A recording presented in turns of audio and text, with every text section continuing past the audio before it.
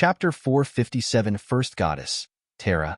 Across his thousands of existences, Conrad had seen his fair share of talents and came to understand a simple truth. Age doesn't make wisdom. After millions to billions of years of monotonous, unchallenged existence, many experts would lose in mental sharpness and vigilance, ending up inferior to a 30-years-old master assassin for whom mistake equaled death. There were many such cases even among the demon and deva primogens. True, the majority of them possessed billions of years of existence, but how much of that time was spent in actual struggles?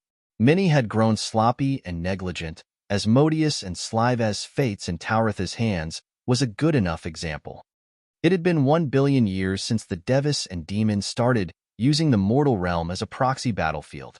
Since then, besides some petty skirmishes, no real war had erupted. Saying Tauratha's ascension and Selene's birth were their most tumultuous events in 1 billion years was no exaggeration. And how did they handle it? For all those reasons, Conrad slightly looked down on those so-called primogens and didn't see them as valuable opponents. At best, they could serve him beauties while feeding his ravenous bloodline. But now, he was forced to re-evaluate his foes. Unlike the majority of his peers, Surya was a genuine talent. Millions of years of existence didn't dull his wits. That is natural. He's not grandfather's only son, but is the most loathed of the lot. If he weren't that outstanding, how could grandfather possibly allow him to inherit his strength? 50 million years ago, when the Ravmalaks saw the birth of their second primogen, grandfather didn't plan to execute her. However, under the guise of guiding a future talent into the righteous path, Surya trickled grandfather into revealing the new primogen's position. And knowing that robbing primogen blood was beyond his skills, he directly executed her. With her true god cultivation, even with primogen blood, there was no way she could resist Surya's half-step legendary god cultivation of that time. Selene began, and by grandfather, she naturally referred to the great primal ancestor.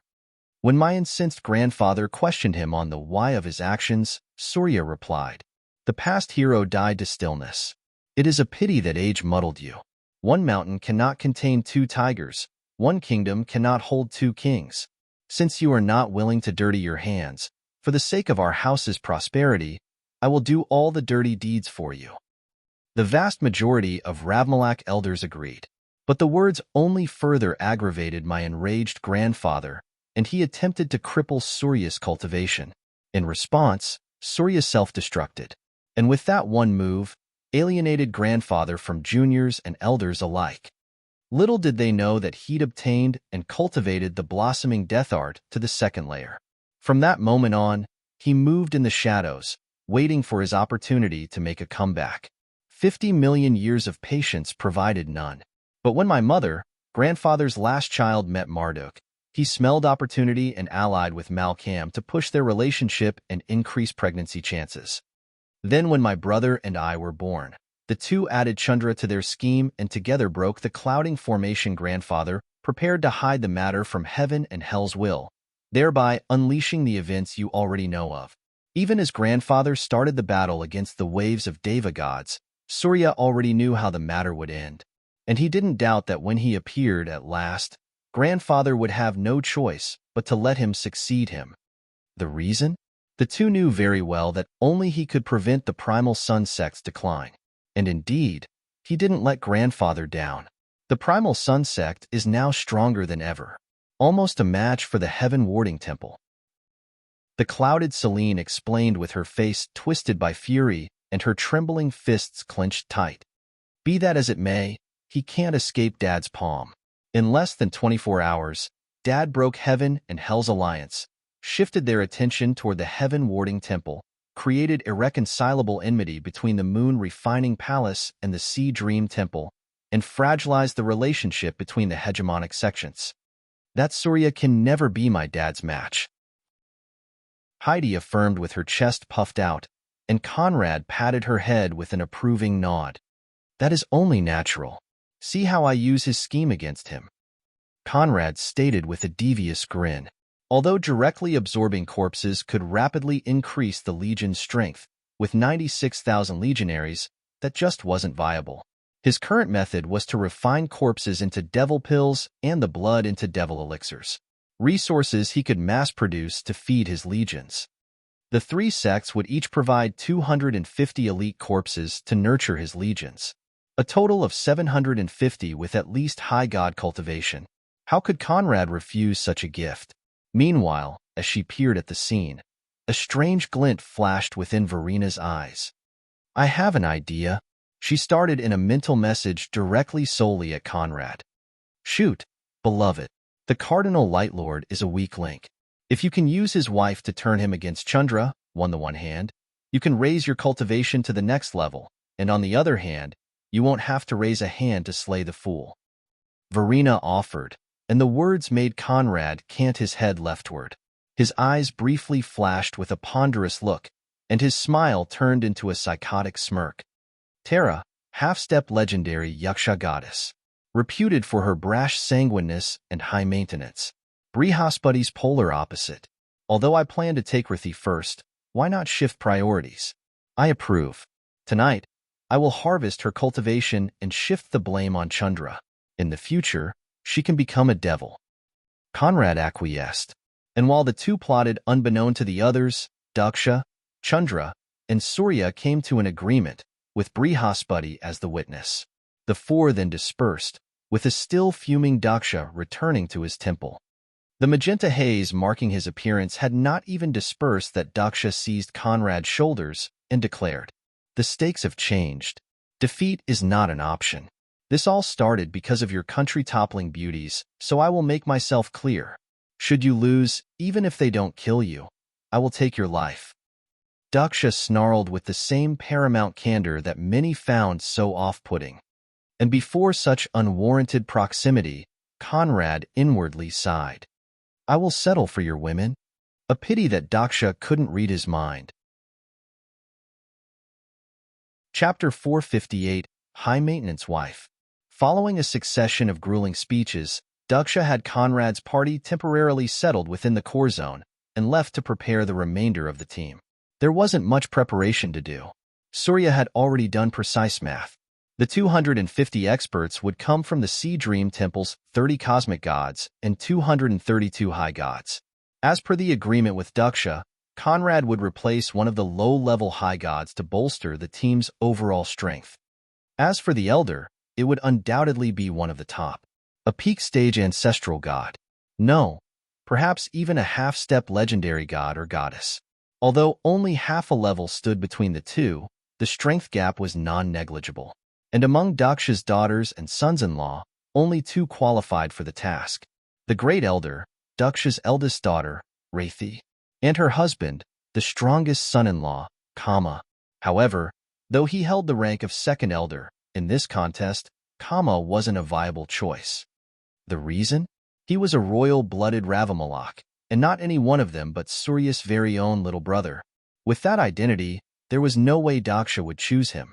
Rithi was, therefore, the most probable option. The thought curved Conrad's lips with a bright smile. Within the chambers assigned to him, Conrad and his ladies sat cross-legged in cultivation, letting the 9 suns set and the moons rise to replace them. As they did, while Conrad's eyes remained closed, in a twister of black light, another identical version of him appeared. This one didn't don the Mara disguise, showcasing the icy blue eyes and Empyrean looks that made trillions shiver. The second devil body and truth embodiment. In silence, that devil created a flawless Mara replica of the closed-eye Conrad, and the two devils then stood up to cast their far-seeing glance toward the radiant light mountain, the Cardinal Lightlord, Brihaspati's sect. The devil dived into the main body, and his lips curved into a smile. With a step, he crossed space to teleport before the radiant light mountain. Standing absurdly high with more than 90,000 kilometers, the radiant light mountain seemed cast in pure gold, and even under the night sky, it glittered with dazzling light. According to hearsay, this mountain was born and grew alongside Brihaspati, reaching its limit the day he achieved light embodiment.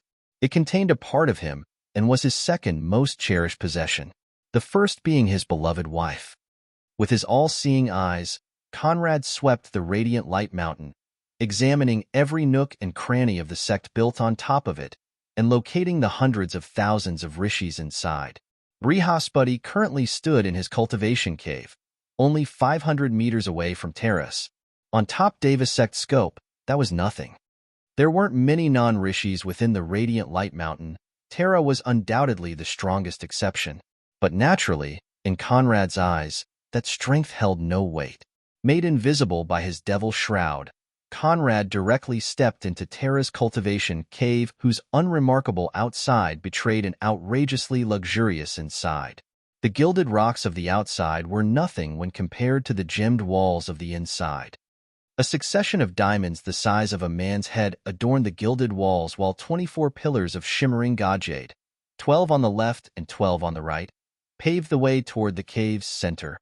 There, a 20-years-old-looking divine goddess with long brown hairs draping over her shoulders sat cross-legged in silent meditation. Even in that position of apparent peace, her full lips seemed pursed in indignation, while her long eyelashes trembled at various intervals, betraying the unrest of her spellbinding face. 5 rishi maids surrounded her, each on their knees with clasped hands and heads bent low. How irritating! Tara exhaled and opened her eyes, revealing the Hessenite hues of the Yakshis. In exasperation, she stood up, unwittingly showcasing the wide-hipped, voluptuous frame Yakshis were so famous for, and as above her waist, she only wore an Egyptian-styled diamond necklace. Her cantaloupe-sized breasts bounced in plain view. Conrad nodded in approval, and with the smell of sexual frustration emanating from Tara's body, it didn't take a genius to figure out the root of her irritation. That damnable old monk only knows to cultivate. Preach peace, then cultivate some more. Does he even remember that he still has a wife? How long has it been already? 10, 20, or 30,000 years? I am not a nun. Tara exclaimed with unfurling waves of indignation, and hearing those words, the rishi maids could only lower their heads further. Tara's mother, the Yaksha Primogen Bhumi, was well known for her frugality. Her 2 children, however, were a whole other matter. Her eldest and son, Kabura, fancied himself the god of wealth and indulged in the greatest material excesses possible. Having been spoiled rotten by that doting elder brother, Tara followed in his footsteps and wouldn't accept any less than the most luxurious of lifestyles. To get rid of her excesses and temper her, Bhumi accepted Brihaspati's marriage request and wedded her daughter to him. Never did she expect that the Cardinal Light Lord would soon cave in and fulfill all of his wife's wealth lust. Alas, while she was quite satisfied in the luxury department, Tara was forced to accept a remarkably dull sex life. Although Brihaspati had nothing against sensual pleasure, for the billions of years monk, once every 100,000 years was perfectly acceptable. They'd now been married for 5 million years, but Bhumi had no doubt that they'd not slept together more than 70 times. If it wasn't out of consideration for his good treatment, she'd have undoubtedly greened his head. Still, the maids remained silent. Having been by Tara's side for some time, they knew well enough that this was a passing tantrum. After several hours of cursing, she'd get back to secluded cultivation and not awaken for another 3,000 years. For Deva gods, in times of peace, spending 10,000 years in secluded cultivation was a routine matter. Were it not for the events of 2 centuries ago, many would now be in such a state. But as Conrad heard those heartbreaking words, he couldn't help but sob, having the nerves to not plow such a ravishing lady on a daily basis. Brihaspati, Brihaspati, you deserve to be cucked, Conrad inwardly said before dispelling his concealing shroud and appearing in his full glory. At first, the maid knew nothing of his presence, but when they saw Tara's outraged eyes make place for pure disbelief, they turned toward its source and were astounded by the appearance of Chandra, the Cardinal Moon Lord. Conrad waved his hand, and the 5 maids collapsed without a sound. This was but a little truth law trick. With his embodiment level, it posed no difficulty. The maids saw Chandra, but in Tara's eyes, it was the picture of a white-haired, icy blue-eyed youth of lustrous snow-white skin that appeared. And as she stared at those Empyrean looks able to snatch Tauratha's throne of handsomeness, She subconsciously took a step back. The realization that she couldn't see through the other party's strength dawned onto her, and she took another step back. Chapter 459, The Fooling Devil. Who are you? A trembling Tara stuttered before the magnificent Conrad, struggling to maintain her composure under his air of divine malevolence. There weren't many individuals a half-step legendary goddess such as her couldn't see through, and she knew them all. Conrad, however, she couldn't appraise. Worse, if he could sneak into her cave without raising alarm, then even her husband might not be able to handle him. Although Tara didn't care for heaven's affairs, there was only one name she could think of able to match such prowesses: the Chthonian Primogen. But as her thoughts reached this stage, and fright rippled within her eyes, Conrad's voice echoed. Chthonian Primogen? Horrid but accurate. Though, I prefer Profane Prince. Conrad replied to both the spoken and the unspoken, causing Tara's trembling eyes to stretch to their limit. This time, she took 12 large steps backward, recoiling until she hit the gate leading toward her inner chambers.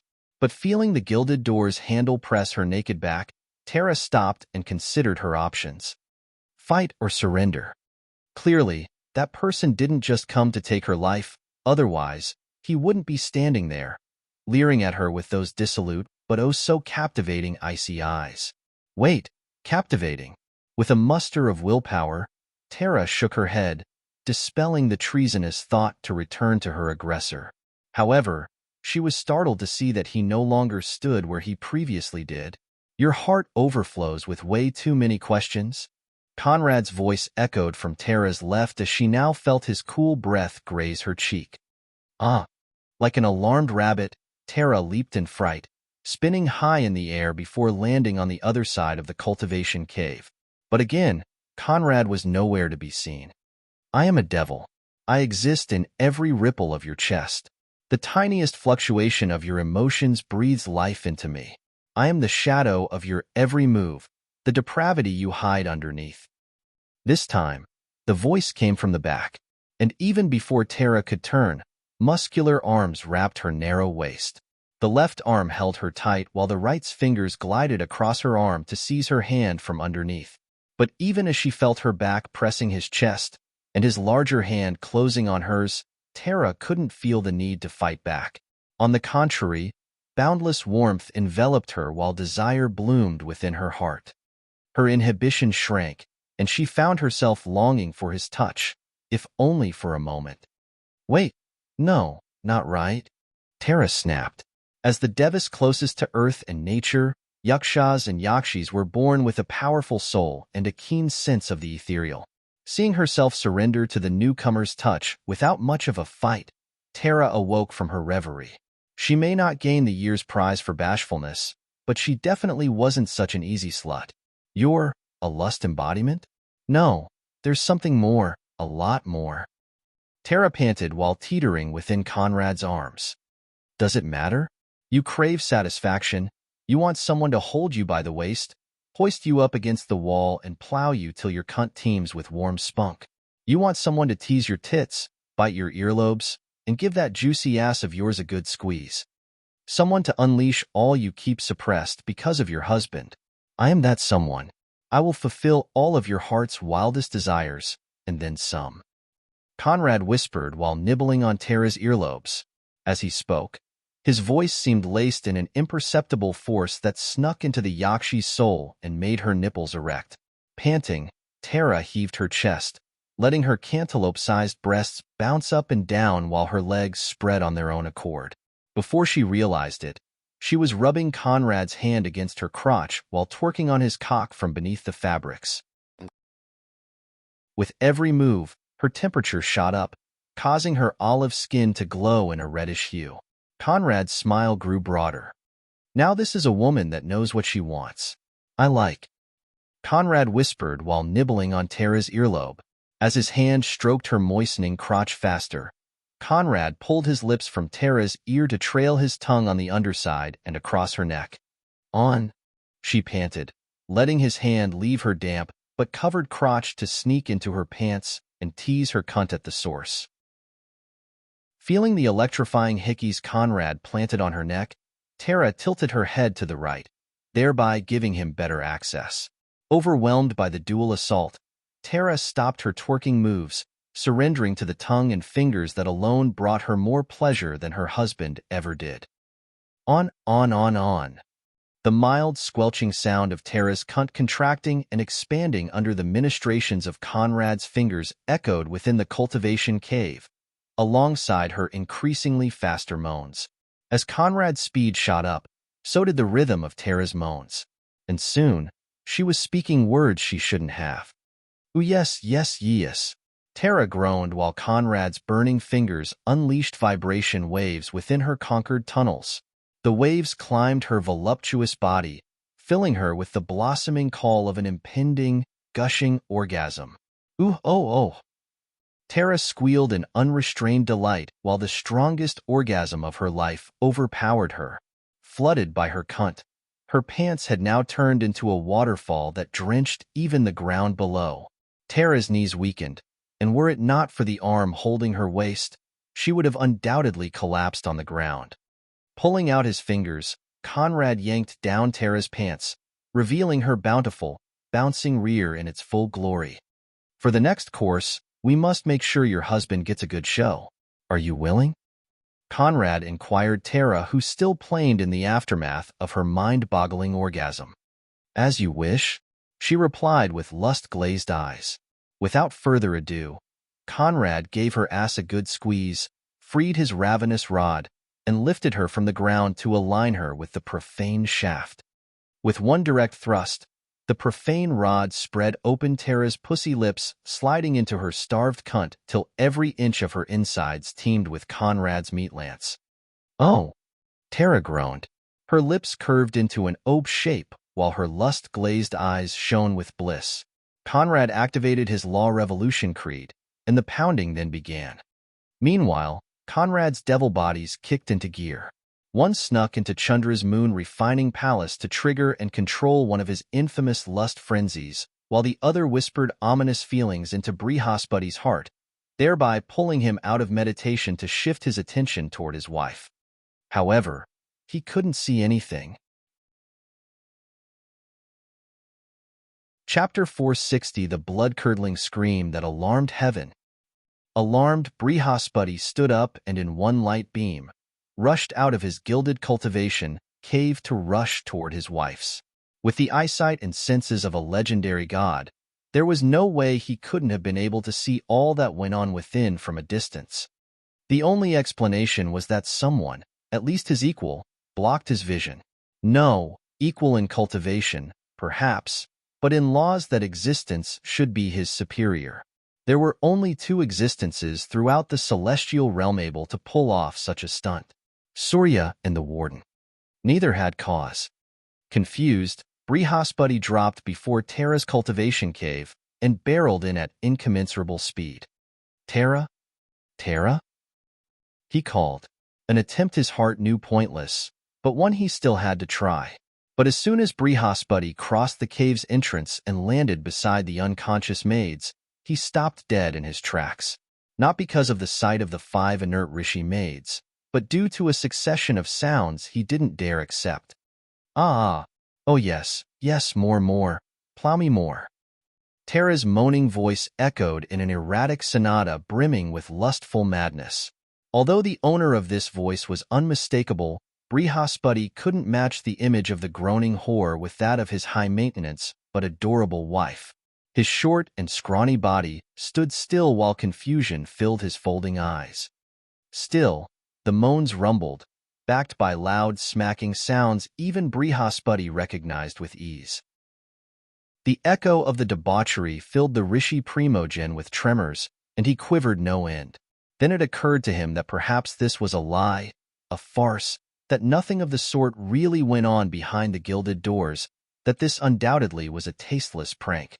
Galvanized by those delusions, Brihaspati walked toward the gilded door in a succession of increasingly faster, more confident steps. But when he actually reached it, and the moans, the smacking sounds and echoes of flesh meeting flesh and barbaric mating slammed his face, perhaps his eyes widened in disbelief, and he dared not open the door. For an instant, while his trembling hand stood several centimeters away from the handle, Brihaspati considered sitting or just returning to his cave. But as those thoughts swirled, the affection for his wife took over, and unable to believe such treachery, he shoved open the door with one brutal push. The scene of the rutting Chandra driving his massive cock into Tara, his wife's cunt, appeared to Brihaspati's shimmering eyes. And as Chandra pile drove her from above, the slut kept her legs spread wide, and with her tongue lolling out and eyes rolled back, unceasingly groaned and begged for more. As if unaware of Brihaspati's appearance, Chandra pressed and hammered the goddess ravenous whole, while sucking on her cantaloupe-sized breasts with his grotesquely large tongue. Naturally, this was a truth-law trick that allowed Conrad to appear as Chandra to anyone but Tara, and with a cruel smirk, he shoved his cock all the way to the hilt, bumping the cervix, and arching his back to release liters of spunk into Tara's welcoming fold. Ooh! She trembled in her umpteenth, mind-boggling orgasm and squealed in delight, while Conrad released a sigh of contentment. Unfortunately for her, in the instant he flooded her, the last remains of Tara's cultivation gushed into his body, allowing him to break through to the mid-stage of the grand devil realm. However, he suppressed the breakthrough, and still not satisfied, spun, and lifted the divine beauty to shift her in the lotus position. Only then did his eyes meet Brihaspati's. But still, he didn't seem to care, flashed the Deva Primogen a wolfish grin, and flicked his tongue across his lips. Delicious, Conrad whispered, before lowering the still quivering Tara back on his rod and plow her through another round of mating. Her tits bounced against his face. Her free tit for Conrad kept one trapped within his slurping lips as she sat on his lap and moved on her own accord to meet his every thrust. Oh, heaven, finally, my true heaven, oh. Tara groaned, oblivious to her husband's presence. In that instant, Brihaspati forgot his cultivation. He forgot his paramount primogen status, forgot his radiant light mountain, forget his pursuit of enlightenment, his very existence, and trembled like a doll within the aggressive hands of an abusive child. His knees weakened, and he dropped onto the ground with tears filling his bloodshot eyes. But then, the grunting Tara spoke words she shouldn't have. Take me, breed me with infinite children. Oh. She roared with her back arched and her cushy, bountiful ass smacking Conrad's rod. And as those words echoed, Brihaspati remembered his might and rose in outrage. Chandra, I will butcher you. Brihaspati howled, and unfettered by Conrad's laws, his voice thundered within the entirety of heaven. Dazzling light burst from his form and sparkling rishi eyes, while he hurled himself at the mating pair. But in a twister of moonlight, Chandra and Tara vanished from sight, letting Brihaspati tumble on the bed soaked in the mixture of their juices. Aara Wayawarg. Elders, protectors, deacons, disciples, obey my command. I, the Cardinal Light Lord, declare war on the moon refining palace. Assemble and march at once. Brihaspati bellowed, and shocked to the core of their soul, his elders, protectors, deacons, and disciples gathered at the speed of light to form a celestial host of more than 300,000. Brihaspati appeared at the head of this army and marshaled them toward the moon refining palace, where a stunned Chandra awoke with dozens of violated ladies on and beside his bed. Huh, strange. Did I go into lust frenzy again? But isn't that too soon? Chandra wondered while sweeping the piles of ladies within his chambers. Most of those didn't belong to his harem. Clearly, he'd been wandering. But who cared? It wasn't the first time he went out to abduct Davies from weaker forces. Must be because of those Mara beauties. I really need to rob them. Chandra reasoned while recalling the images of Verena, Valkyrie, and Heidi. Thinking about those beauties, he couldn't help but dangle his head and giggle like a fool. When his team won the contest, he would undoubtedly request them as tributes. But as the Cardinal Moon Lord pictured a radiant future, alarmed disciples knocked on his door. Your Eminence! Your Eminence! Horrible, horrible situation. The Cardinal Light Lord is leading the full force of the Radiant Light Mountain for an all-out attack. Please give us instructions. As the frightened disciple's words echoed, Chandra snapped out of his reverie and blinked in consternation.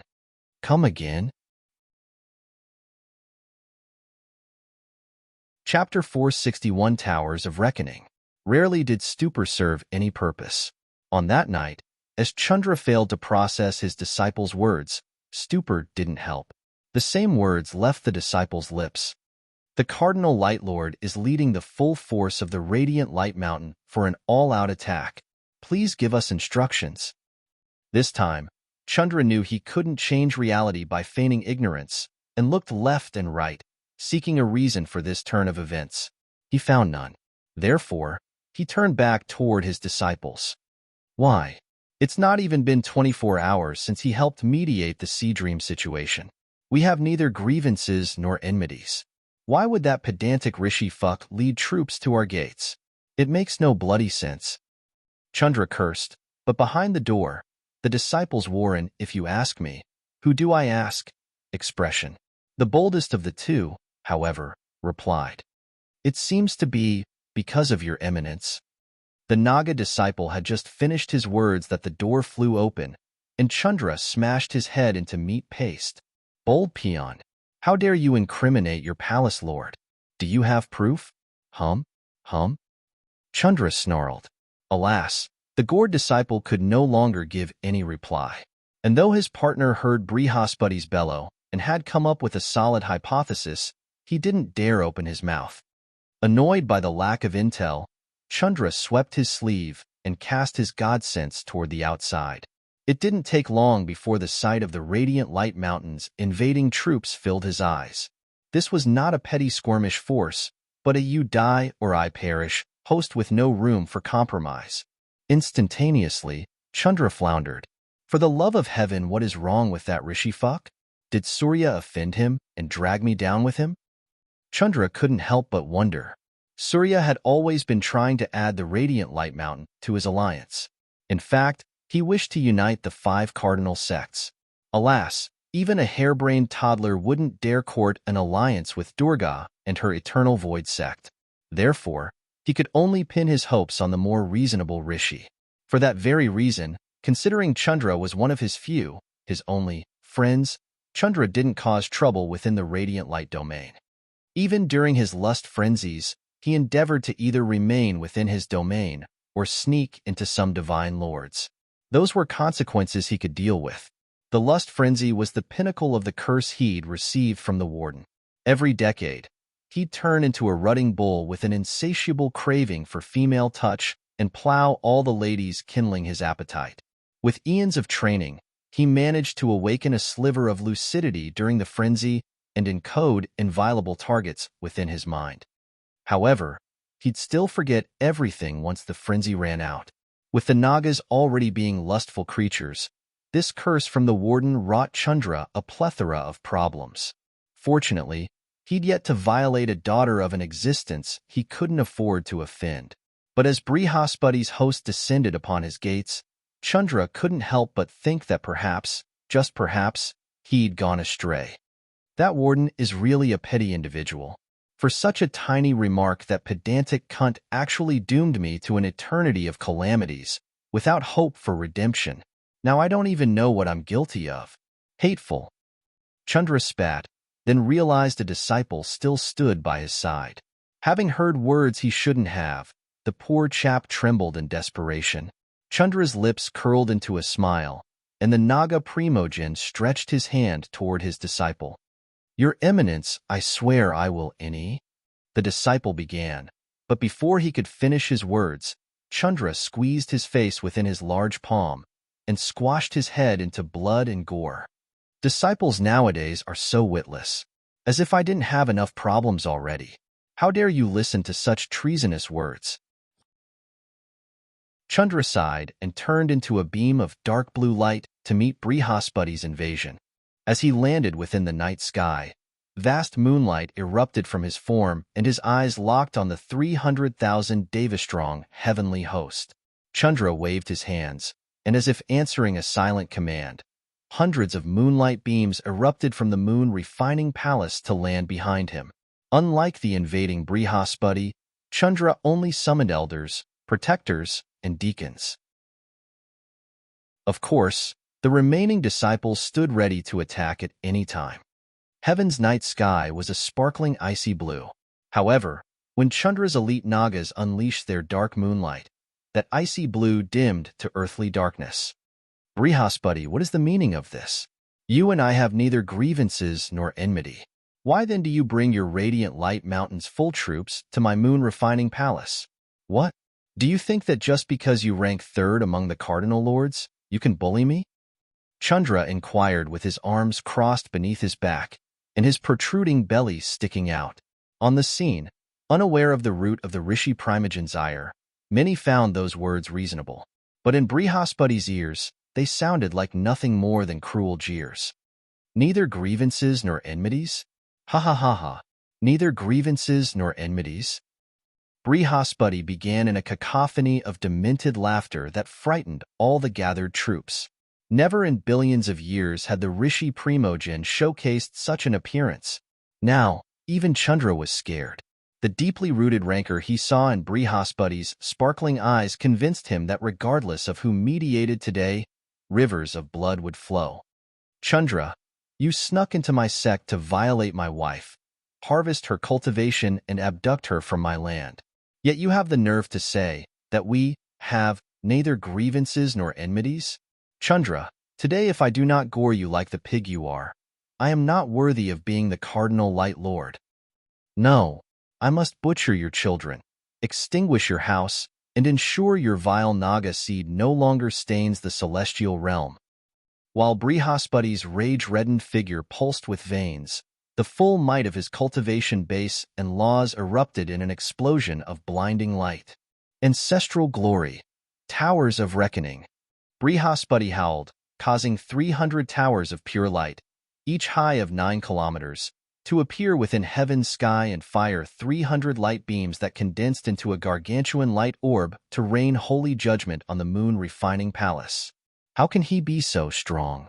Chandra stammered, for faced with this formidable display, he no longer doubted that if push came to shove, he couldn't withstand one of Brihaspati's moves. Although it had been billions of years since he'd seen him fight, never did he expect that such a gap now existed between them. Chapter 462 I am being framed.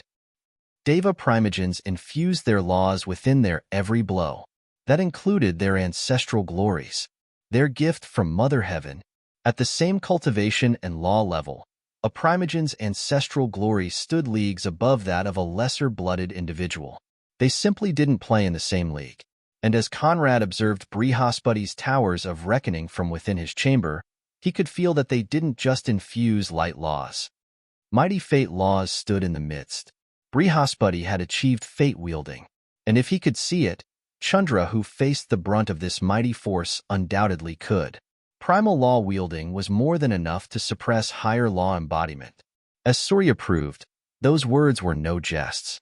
But if Surya was but an upstart with unstable foundation, Brihaspati was the real deal. A genuine born Primogen who'd stood in the legendary god rank for billions of years. How he reached fate-wielding, Chandra didn't know. But with that strength, perhaps the position of number 1 Primogen would soon change hands. Today, no one could save him. Law inheritance grounds truly are good things. Perhaps we should endeavor to find a few for our less gifted members. Conrad wondered from within his chambers. Following his abduction of Tara, he used the devil body leading Chandra by the nose to return him to his moon refining palace with his haul. A haul that would undoubtedly bring him many calamities. Better, with another devil body, Conrad's used the radiant light mountain's deserted state to bypass their defensive formations and empty their treasury. Now, as Brihaspati summoned his holy judgment on the moon refining palace, little did he know that he'd already gone bankrupt. So much for the cardinal light lord. Although Conrad didn't care for the usual pills and elixirs, one problem he now faced was poverty. Indeed, within the higher realms, there were only 2 valid currencies. divine stones, and god jade. In a world where saints stood in the billions and sages in the millions, holy rank currencies simply didn't have a foothold. Only in the lower and middle heaven did they find a use. One god jade was worth 1,000 divine stones, and there were only two ways to obtain those currencies. Either you found/excavated them, or you refined them. Conrad could undoubtedly refine god jades. However, it was a time-consuming and harrowing process for little gains and substances. The correct path was to snatch them. Now, thanks to Brihaspati's generosity, Conrad's coffers contained 190 billion god jades, thereby making him one of the wealthiest individuals of heaven. Of course, that was the Radiant Light Mountain's reserves. On their bodies, Brihaspati and his disciples undoubtedly had more. Not that it mattered. Right now, after laying down incriminating evidence in Chandra's chambers, Conrad's truth devil wrought the same fate of larceny onto the moon refining palace treasury. As a notorious despot, Chandra imposed harsh taxes on the sects within his domain. Therefore, his coffers overflowed with much more god jade than any of the other primogens. A whopping 260 billion. When Brihaspati sold the Nagas into slavery, the only result he could obtain, Conrad would use that money to buy both males and females. The males could become food and puppets for his legions, while the females would serve as dual cauldrons and worship his rod. Thus, Chandra and his moon refining palace would become some of the greatest contributors to the Jade dynasty's hegemony. An acceptable result. But another innocent expert was doomed to find himself embroiled in this clusterfuck. Before the dreadful mixture of fate-wielding and light embodiment within Brihaspati's towers of retribution, the entirety of the moon refining palace convulsed in fright. Loyalty was never a strong trait of the Nagas. And faced with their own imminent destruction, they didn't dare gamble on their calamitous patriarch's skills. Instantly, all sought an escape. The majority of Chandra's consorts were no exception. Alas, Brihaspati's towers of reckoning suppressed all across tens of thousands of kilometers, standing as the sole judges of their fates. Brihaspati, stop this nonsense at once. Even in the most frenzied of state, there is no way I would have assaulted your wife. And even if I did, how could I sneak into the Radiant Light Mountain without alerting you? The only devs able to achieve that feat are Surya and the Warden. Chandra snapped, and as if to back his words, 10 light beams rippling with legendary god cultivation bases came from afar to land before them all. Naturally, those 10 were the remaining primogens. And believing that they came to back him up, Chandra surged with joy. Brothers and sisters, please X-.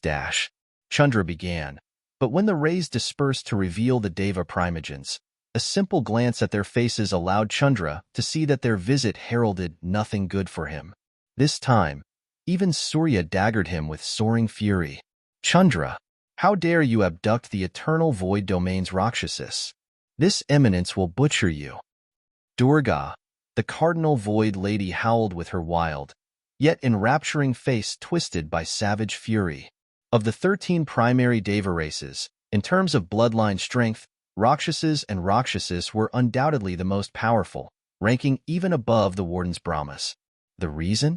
They were all born with 2 bodies, thereby allowing them to pursue 2 cultivation paths to the extreme. Thanks to that, Durga was not only a space embodiment, but also a darkness embodiment. However, there were 2 fatal flaws. First, they didn't have ancestral glories. Second, though the 2 bodies could unite in one, they didn't share one consciousness.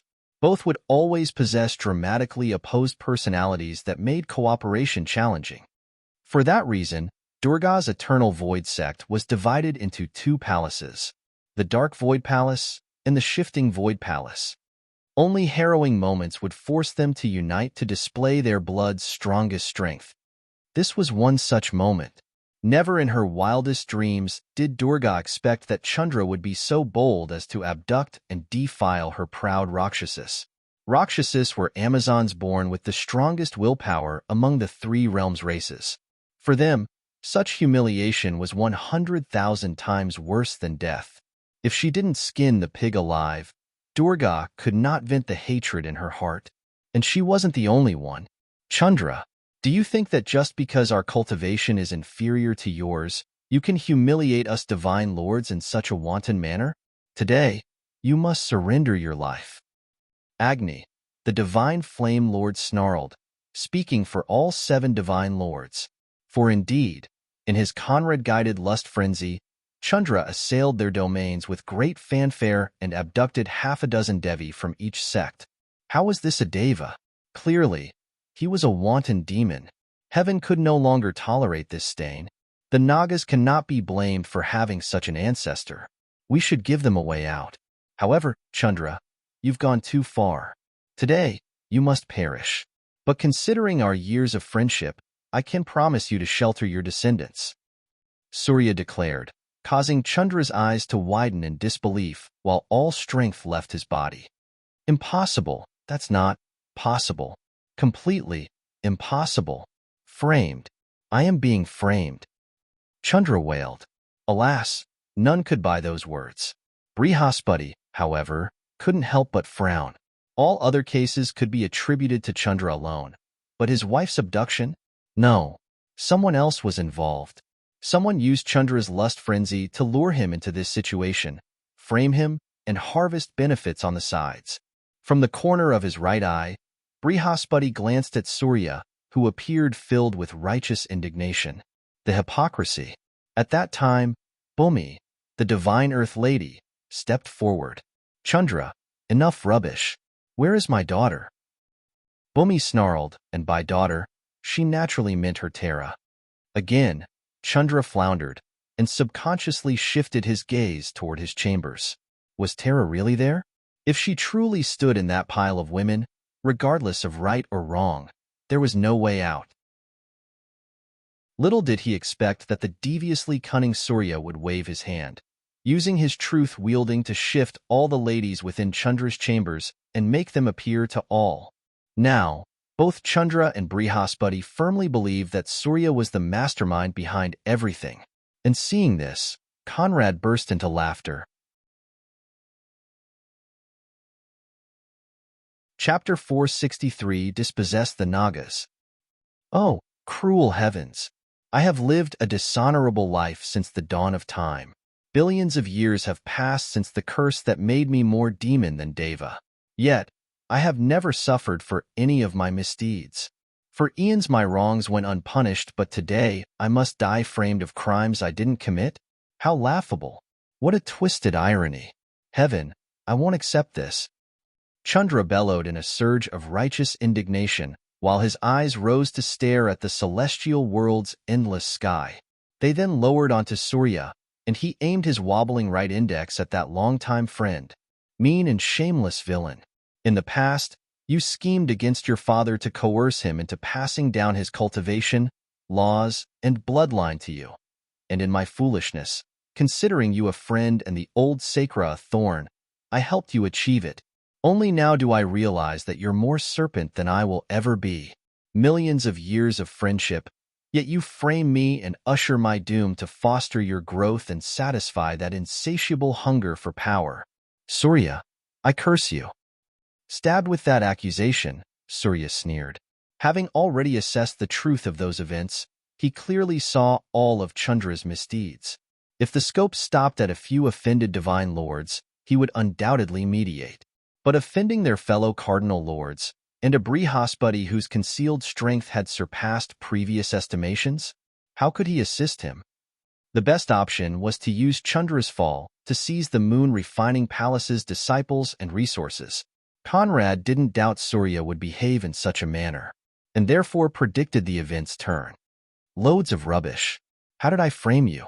Clearly, it was you who couldn't control yourself and endeavor to crush our celestial realm's harmony time and time again. For so long I have considered our eons of friendship and sheltered you. Now, I even have the generosity to defend your descendants, but you still have the gals to shift the blame on me? Chandra, how despicable! Surya snapped in outrage. Sorrow filled his eyes, and a sigh of lamentation left his lips. But don't worry, brother. Though today you abjure and curse me, I will still protect your kin and ensure their survival. Surya exclaimed with brash passion, causing his peers to feel a surge of puking needs. In their eyes, that performance only gave validity to Chandra's words. Undoubtedly, Surya pushed him from behind to ensure his fall and absorb his resources. But how could they allow him to? But as he witnessed his cum-drenched wife lying naked among the pile of abducted women, the scene within Tara's cave flashed in Brihaspati's eyes, and he could no longer restrain himself. Radiant judgment, Brihaspati bellowed, causing his towers of reckoning to release a humongous, blinding spear of white light onto Chandra, locked by the combined might of fate and light, and crushed by the weight of karma. Chandra couldn't move an inch and stared, helpless, as the spear of judgment descended upon him. If anyone can save me, on my soul I pledge to serve them for eternity. Chandra howled. Alas, no force seemed willing to come to his aid. Asterisk boom. Star. The 100-kilometers-long spear divided Chandra where he stood and carried on toward his moon-refining palace. Stup. Surya snarled and turned into 100 kilometers, large golden sun to slam into the spear and deviate it from its trajectory. The golden spear then carried on unimpeded and crashed in the valley beside the moon-refining palace, releasing a massive explosion of light that billowed toward the sky. Fortunately, this was heaven, but even then, if that spear landed on the moon-refining palace, only ashes would remain. Meanwhile, the two halves of Chandra's body turned into light particles and vanished into nothingness. The Moon Lord had been destroyed in body and soul. Or so they thought. Little did they know that a certain truth devil stood on the scene. And when Moon Lord offered his soul in exchange for salvation, the devil spoke only 4 words. I accept the contract. Now, within an infinite void inside Conrad's main body, Chandra reappeared, alive, but bound in chains. A matter for another time. For now, Surya faced Brihaspati and the still lingering wrath of 9 primogens. His eyes contorted into a frown. You can't possibly believe Chandra's words, right? I have no reason to. Surya began, but before he could finish his words, Brihaspati cut him dry. As a greedy pig that schemed his father's death, you have plenty of reasons. No need for familiarity between us. This eminence doesn't care about the why. Between the two of us, only one can leave this place alive. Do your worst.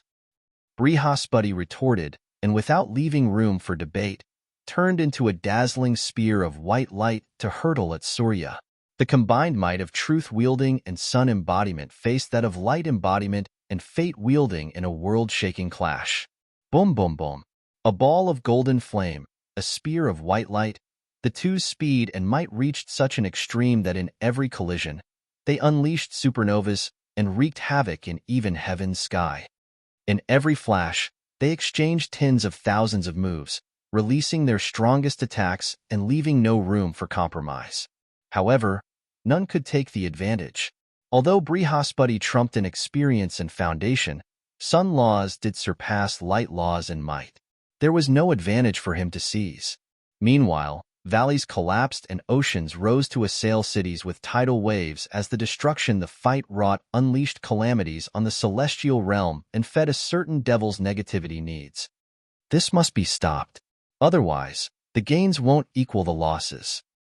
Bhumi declared, but little did she expect that Durga would unleash her spears and shoot towards Surya.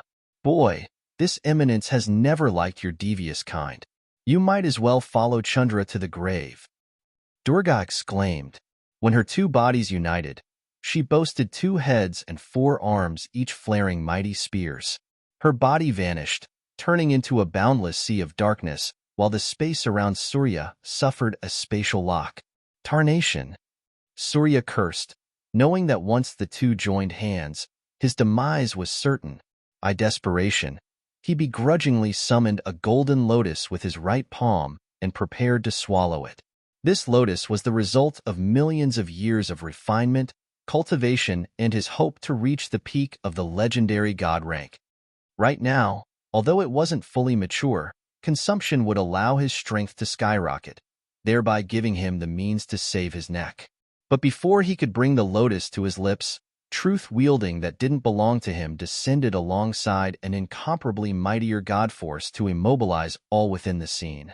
Surya, Brihaspati, Durga, and the other primogens all failed to make another move.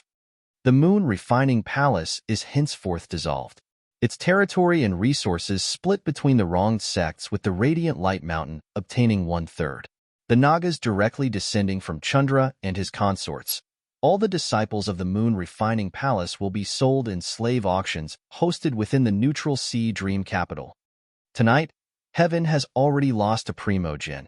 It can't afford to lose another one. Surya is confined to his primal sun sect and not allowed to leave until further notice. Moreover, he must pay compensation to the wronged sections. Such is my judgment. Disperse or suffer heaven's wrath. The warden declared, instantly bringing all the primogens on their knees. As you command, warden. All except Surya bowed in submission, while the Ravmalak primogen's face contorted in an unsightly scowl.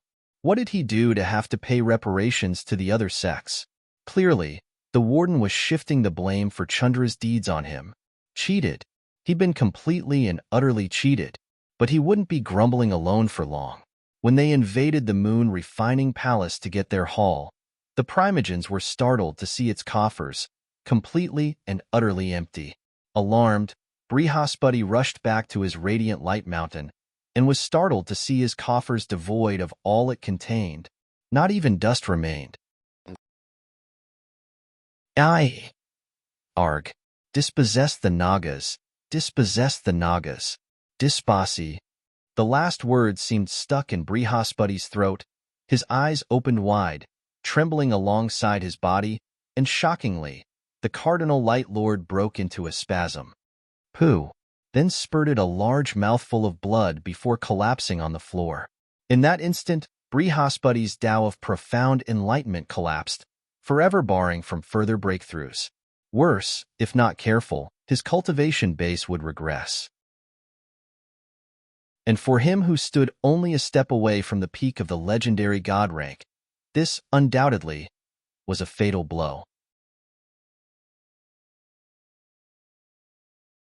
Chapter 464, Mid-Stage Grand Devil. Meanwhile, within the victorious Conrad's chambers, a celebration went on. Slurp, slurp, slurp. Verina's elongated tongue coiled around Conrad's veiny shaft while she went up and down his meat rod, gobbling his cock with a mixture of ravenous greed and masterful skills. At the same time, the vixen kept her imperial husband's cock trapped between her cantaloupe-sized breasts, lubed by her very own saliva, and kneaded the beast of a rod in between while she vacuumed it of all its worth. Slurp, slurp, slurp. Slurp, slurp, slurp.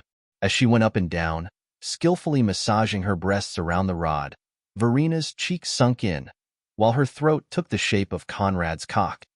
Ah! Conrad heaved a pleasure-laced sigh, while running his hands through his consort's forehead. The brush of her luminous white, silky hairs only heightened the pleasure, and Conrad could feel his cock tensing within Verina's throat. So did she, and with one upward move, she glided all the way to the top, draining Conrad's spunk alongside her full lips until she reached the top. There, she stopped and clenched Conrad's rod for an instant, denying him release before releasing her grip and lowering her herself all the way to the base of his shaft. Oh! Conrad groaned and released his warm, copious spunk straight down Verina's throat, and she gulped every last bit of it, then stood up to face him with the full splendor of her stately, hourglass figure.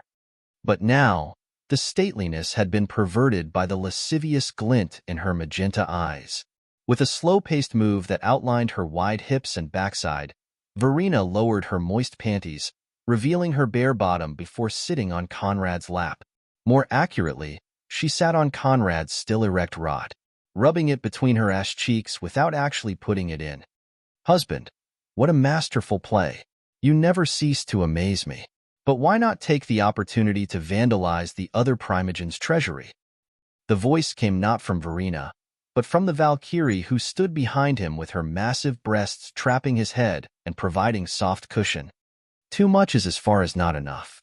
If we limit the casualties to the Radiant Light Mountain and the Moon Refining Palace, we can convince them that Surya is the mastermind.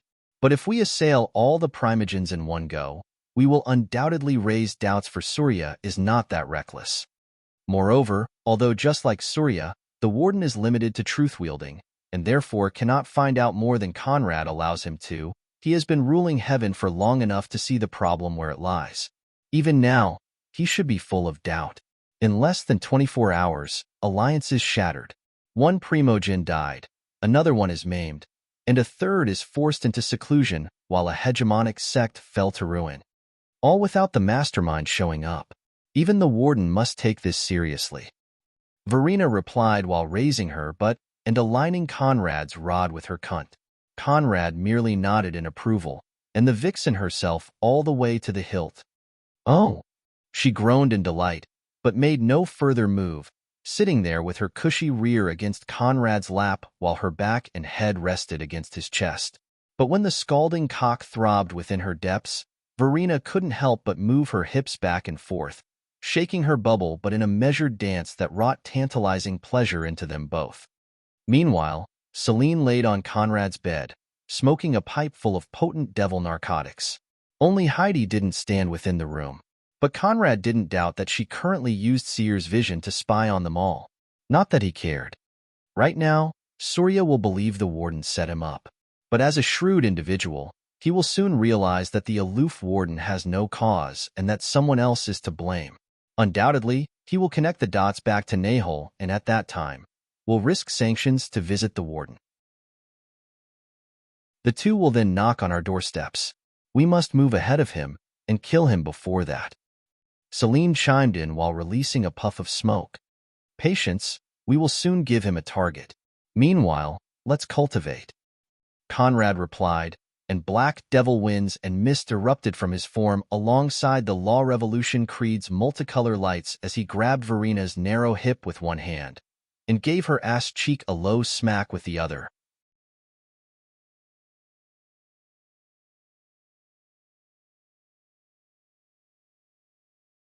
Surya doesn't have the Brahma's eye of illumination. His truth laws, therefore, can't compare to the warden's. What he cannot find out, the warden can. Unless, of course, the mastermind behind Nahal is a truth embodiment. Rithi countered. Following Daksha's retelling of the previous events, she had a 99% certainty that Nahal turncoats and no longer served their best interests. The situation wasn't just fishy. It was entirely ludicrous. In the 24 hours following her return, a succession of calamities smashed heaven as if all danced like puppets in a dreadful existence's palm. Rithi didn't believe all this a coincidence. No, she had to be involved. Why are you so adamant on Nahal being guilty? At the end of the day, she's your niece. You watched her grow up. How can you not know her heart and so easily believe in her treachery? Daksha questioned. But before the inquiry, Rithi didn't flinch. It is exactly because she is my niece. Though not malicious in nature, Nahal is the type of woman to easily adapt to shifting situations. I can believe that she willingly surrendered to that Thonian primogen to bide her time. I can believe that she considered escape. But I cannot believe that she so willingly left an existence able to make her go from divine ascension to nihility goddess in a measly 200 years. Even if she wished to, she should have waited until she reached the limits of her bloodline or his boons, whichever came first. Moreover, this is only what she shows. Who knows what else she gained? Perhaps, the reality of her current abilities is far beyond what we imagine. I will give you until the essence-nurturing forest competitions end to mule it over. Afterward, if you're still unwilling to, I will send her myself, then apologize to my sister. Rithi declared, then turned heels to walk toward the exit. But before she reached it, Daksha's voice echoed. You should divorce your husband. His loyalty doesn't lie with us. With the recent events, keeping a direct relative of Surya is a hidden danger we cannot afford. Divorce, and I will personally bring Nahal to the warden. Otherwise, forget it. Daksha offered, and for an instant, Rithi stopped. However, she didn't turn or speak further words before vanishing in magenta haze. Seeing this, Daksha shook his head. If only a worthy man could lure her away from that crafty scum. How good would it be? Daksha sighed. Meanwhile, as Rathi gathered the Mara team, one of Conrad's devil bodies stood within an infinite void space of his before a chained Chandra who thrashed no end, struggling fruitlessly in the face of his immutable fate.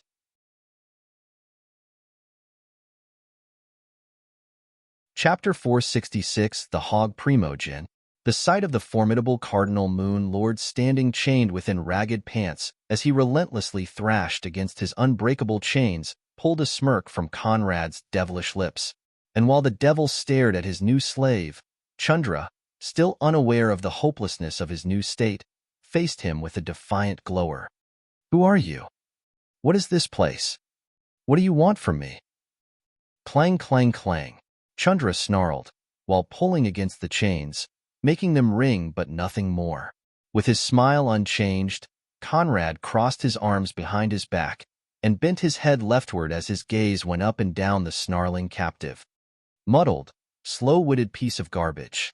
Thank heavens that you're a primogen with a late-stage legendary god cultivation base. Otherwise, how could I bother with fulfilling your wish? Conrad replied and straightened his head. Confusion surged within Chandra's eyes. But in a flash, the weight of the insults replaced it with rage that blossomed at a rapid pace. Again, he thrashed, fighting against those unbreakable bounds that seemed anchored to his very soul, all to no avail. The memories of his fall welled up within his mind, and his eyes widened in disbelief. "Wait a second. I am supposed to be dead?" Chandra affirmed, causing all his disbelief to turn into fright. Although he wasn't the brightest of men, he wasn't a total moron either.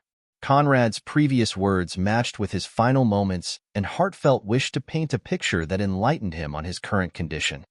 "You saved me," the now trembling Chandra concluded. But his words carried no joy. For a god to truly perish, their soul had to be destroyed. And throughout the three realms, never had there been anyone able to return destroyed souls back to life. Chandra didn't doubt Brihaspati's blow ended him in body and soul. If this white-haired, icy-eyed Ishore of a man indeed was his savior, then he commanded powers even he, a Deva primogen, couldn't imagine. "I did. In exchange for the wretched soul which you so willingly offered, I saved you from destruction. Now I'm debating what to do with you." Conrad acknowledged, to Chandra's great dismay. For some reason, though he faced him with a smile, within those icy blue eyes of his saviors, crushing malevolence seemed to linger. Malevolence that put even the demon primogens to shame. And when Conrad's words again parted, Chandra realized how right he was. There is no scenario where you survive this with balls or rot. But what about the rest? Just making you an imperial eunuch is far from enough. How about a dwarf eunuch? A pig eunuch? A pig eunuch dwarf? Yes, that one sounds brilliant. Conrad observed while stroking his beardless chin. But though the ridiculous words seemed impossible to validate, the seriousness within his gaze convinced Chandra that this was no jest. Instantly, cold sweat broke out from his forehead, and he floundered within his chains. Wait. There is neither grievances nor enmity between us. For the love of heaven, I don't even know you. Don't tell me you saved me just so that you could torture me. I am a primogen. The resources at my disposal are vast and unimaginable. What do you want? Ancient secrets? A late-stage legendary god goon? Thousands of goddesses? I can give it all to you, and much em dash. Chandra hastily began. But before he could finish his words, he realized that a man able to snatch him under the gaze of the other primogens most likely didn't lack any of those things, and the words collapsed within his throat. But worse, if that existence could seamlessly save him, why couldn't it damn him? And as his thoughts reached this stage, enlightenment brightened his mind, and indignation surged within his dark blue eyes. It was you. You framed both Surya and I. Otherwise, how could you so conveniently appear at the scene? Hateful. Truly, incomparably hateful. No grievances exist between us. Unless you're that Thonian primog dash. Again, Chandra choked on his words, unable to finish them, and indignation returned to pure dread. Conrad nodded in approval. You're not as dumb as I thought. Wood that can be carved. Impressive, impressive. Indeed, I am the one your lot refers to as Thonian Primogen, the god-sovereign of the Thonian realm, master of the underworld and nightmare of men, prince of beauties. You've effectively offered your soul in exchange for a life far, far worse than death. But you misunderstand one thing. You're not here because of realm conflicts. You're here for you had the nerve to cast covetous glances at my women, the gals. Craving my peerless beauties is only rational. I can forgive that. But having the nerve to flare that desire for the world to see dooms you to damnation unending. I hope you understand. I have a reputation to maintain. Conrad declared with a psychotic grin before stretching out his hands toward Chandra's chubby face. Again, enlightenment flashed in his eyes as he reconstructed the whole ordeal. Surya was right. Nehal, no. Nehal, that Rudra and his so-called wives and daughter, all are yours. Deceived. We've been deceived. The wolf struts among the clueless sheep. Heaven is doomed. Chandra bellowed as Conrad grabbed either side of his cheeks and lowered his grinning face toward his captives. And you'll be able to enjoy it all. You'll watch as I purchase your enslaved women and turn them into willing worshippers of my rod. Watch as I debase goddesses, crush primogens, enslave the warden, absorb the realm will, and become the new master of heaven. Now I, the profane prince, command that your future, your fate, be altered. You shall extract your blood origin and turn into a new abomination, a gled, bipedal dwarf hog shunned by beauties across eternity. The fate devil ordered, and Chandra's fate standard morphed. The chains binding him collapsed, but others, invisible ones, kept him tied. For a reason he could never grasp, he felt the burning necessity to remove his blood origin and offer it to his savior. And so he did. Chandra rammed his hand into his chest and in an eruption of blood and gore, gouged out his heart to offer it to his dark prince. As a god, the move didn't harm his life. But when the dark blue blood origin left his heart to fly toward Conrad's chest, Chandra could feel the cultivation of a lifetime threatening to collapse. But he wouldn't have to worry for long. Without warning, his bones and flesh twisted, contorted as he experienced the transformation of a lifetime. From a 1.8 meters tall man, he shrunk to a pitiful 1.3 meters while his moonlight skin changed into a bright pink, and his face morphed, extended, and settled into that of a pig. The sight of the huge, protruding snout seized Chandra with fright, and he howled in grief. Oink, oink, oink, oink. Alas, only oinks left his lips. Meanwhile, Conrad's myriad world immortal blood integrated Chandra's Naga Primogen blood in its midst, causing Conrad's bloodline strength to skyrocket, and his battle power to rise alongside it. If before, as a mid-stage Grand Devil, his cultivation equaled that of mid-stage ancestral god while his battle power allowed him to crush mid-stage legendary gods such as the Divine Lords, then now, even late-stage legendary gods such as the Cardinal Lords were nothing but lamb for the slaughter. In the current celestial realm, only the Warden was qualified to trade blows with him. Meanwhile, his auspicious clouds rose further. Base and higher law wielders were completely invalid. Primal law wielders lost 65% might, while base law embodiments lost 80%, and higher law embodiments lost 30%. As for poor Chandra, his balls and stick imploded while his heart flew back into his chest, and a new bloodline took place within. The cuckold pig blood.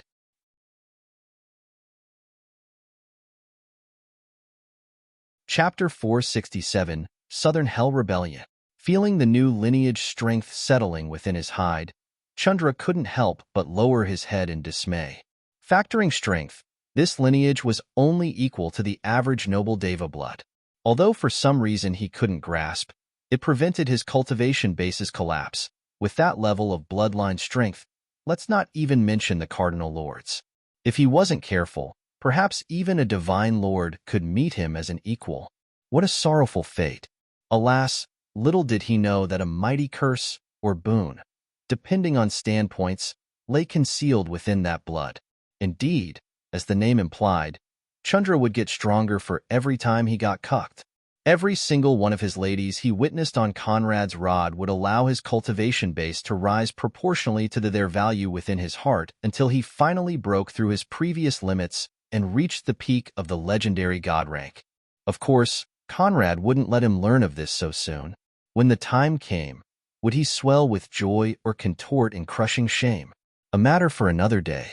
Meanwhile, it was time to set out. Ah, cheap old man, if you don't make rapid progress, I'm afraid that by the time we meet, you won't even be enough to fill the gaps of my teeth. Conrad sighed, naturally referring to Talroth. Unlike the other primogens, he could see the true depth of Talrotha's cultivation, which wasn't as simple as what he portrayed. Alas, regardless of how he struggled, as long as he remained the incubus primogen, unless Hell's will changed its rules, he was doomed to stay in the legendary god rank. Little Dra, follow me. It's time you meet your new boss, Conrad ordered, then spun to lead the way toward the outside. Having no choice in the matter, Chandra followed his new lord back to a dazzling world of shame. Meanwhile, within the infernal realm, chaotic waves swept the world. Following their return to the infernal realm, the demon kings and archdukes requested audience with the overlord to transmit the events they'd borne witness to. Almost ignoring his infernal brothers and sisters, Talroth directly returned to his southern domain, startling his two primogen vassals, Batet and Stolas, who initially followed their fellows toward the overlord's palace. Though Stolas held a profound hatred for Talroth, openly contradicting his liege was undoubtedly unwise. As for Batet, her profound yearning for the incubus primogen eased her choice. And seeing Batet follow Talroth back to the infernal realm, a begrudging Stolas followed the two back to the southern domain, returned to his archduchy, and started making plans to overthrow his liege. Rumor was that 241 years ago, Talroth suffered a grievous wound as a punishment from Hell's will from intervening in some young demon's trials. At first, Stolas didn't believe the rumor, but when during the previous gathering, he felt Talrotha's display of force, he no longer had any doubt. Although that late-stage legendary god force still stood with irresistible might, the attentive could see the waves of weakness slithering within. Talroth was injured. This was an opportunity the Stolas primogen would never miss. Enzu, Sekhmet, Karates. The time has come to rescue Asmodeus and execute the vile Talroth. Stolas proclaimed in a mental message aimed at 3 other demon archdukes. If there was one thing the 4 held in common, it was their eternal adoration of Asmodeus. In the past, faced with her sudden fall and Talrotha's abrupt, irresistible rise, they could only refrain. But now that the opportunity had come, they couldn't hesitate. Even if such a move unleashed war onto the infernal realm, they wouldn't retreat. Even if Hell ended up drastically weakened, they wouldn't retreat. As long as they could free their goddess, all sacrifices were worth it. But little did the 4 know that as they set in motion, within his infernal palace, an amused Talroth sat on his massive dark purple throne, crafted in an infernal stone found only in Hell.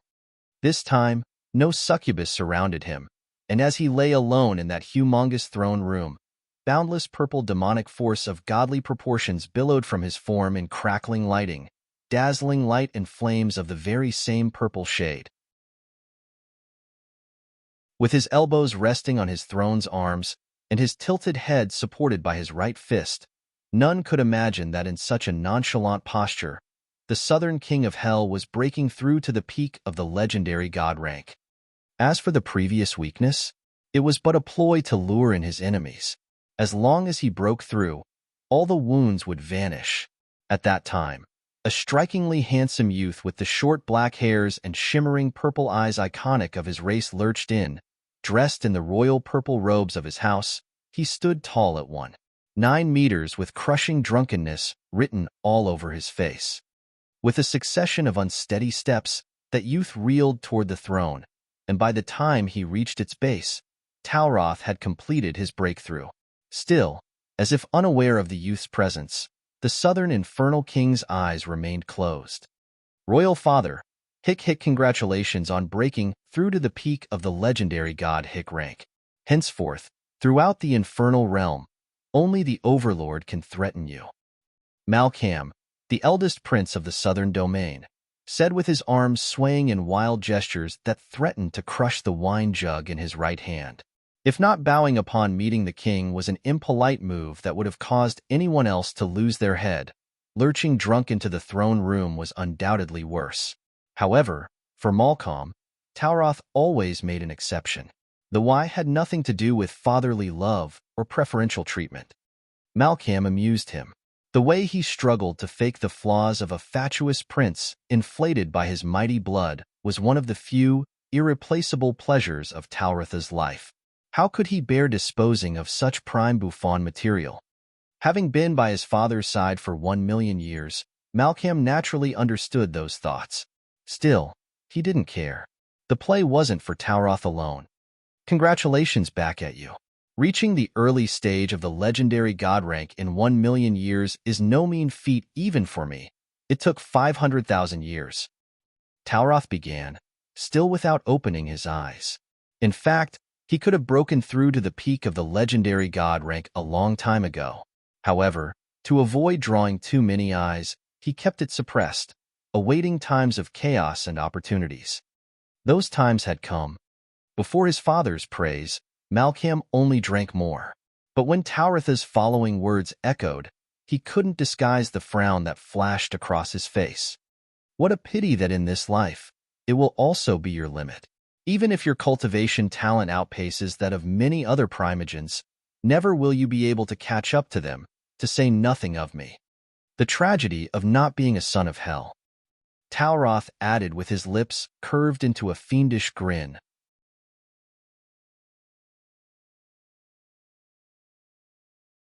Chapter 468, and suddenly there was pandemonium. As the only true pure-blooded demon of the infernal realm, the only offspring of two primogens, Malcolm's bloodline allowed him to reach the legendary god rank. But alas, even for him, that was the limit. Without the status of son of hell, he could never take another step on the road of cultivation. Only two roads lay ahead: rob Tauroth or Asmodeus primogen blood, or become a Nephilim. Of course, in the absurd case a primogen blood fruit appeared, a third road could open. Alas, none of these paths were viable. Theat is hic not necessarily accurate. Who knows, perhaps one day you will get tired of your primogen pet and gift me her blood out of the kindness of your fatherly heart. Malcolm replied with a drunken smile, causing Tauroth to arch his eyebrows. Some say a son's heart lies with his mother. You have not seen yours in hundreds of thousands of years, but instead of seeking ways to free and restore her, you query her blood. How depressing. If I had a heart, perhaps I'd shed tears for poor Asmodeus. Tauroth sighed and stood up. Malcolm, however, appeared undisturbed. If the words had any impact, he didn't show it. Meanwhile, Tauroth's eyes looked past his son to lock on the invading demonic legions in the distance, all stemming from Stola's archduchy. Obviously, they'd prepared teleportation formations to bring their armies right into Stola's capital and attack from there. When even rats dare raise arms against giants, you know that the times of strife have arrived. Good. It is high time I clean the infernal realm of its undesirables to pave the way for my crown prince. Tauroth declared, and vanished in billowing purple flames, leaving behind Malcolm, who frowned at the mention of crown prince. Unlike what some could expect, the crown prince in Tauroth's lips wasn't Malcolm, but his youngest child of 258 years ago. If at first, Malcolm didn't care for that half-breed bastard, when 240 years ago Tauroth declared that the day that child ascended to the infernal realm, he would abdicate in his favor and take the title of retired king, he couldn't help but care. None of the demon princes and princesses could understand what went on within Tauroth's mind, especially when one of the three bastards, as they called them, successfully returned. They didn't find anything worth mentioning in that new sister. Low cultivation and lacking experiences. Although she boasted remarkable craftiness, her ambitions surpassed her abilities. It didn't take long for them to tame her. What could the youngest of the lot possibly accomplish? With a sneer, Malcolm turned heels. Father, I don't know what you're planning to do, But if the day comes a half-breed junior sits on this throne, my name is not Malcolm. Should he dare step into the southern domain, death is his only outcome." Malcolm sneered, and following another sip of wine, returned whence he came. Meanwhile, within the northern infernal domain, the Hekarit Archduchy ruled by the Hekarit Primogen Apep welcomed 9 unexpected visitors. More precisely, Archduke Apep now lay inert on his throne, with his flesh unharmed, but his soul destroyed. Not just him, the majority of his children and most loyal retainers, those that met him in the throne room, suffered soul destruction, while 5 more unfortunate were reduced to a big pile of nothing. Yvonne, Else, Gulistan, and Kron stood beneath the stairs with Helmet, the 3 state protectors, and aboard Elia right behind them. Shockingly, the Western King of Hell, the Balam Primogen, Urzel, stood between the 3 protectors with a blank, inexpressive look. Following his return to his palace, the 3 state protectors captured, enslaved, and brought him alongside them for a flawless scheme.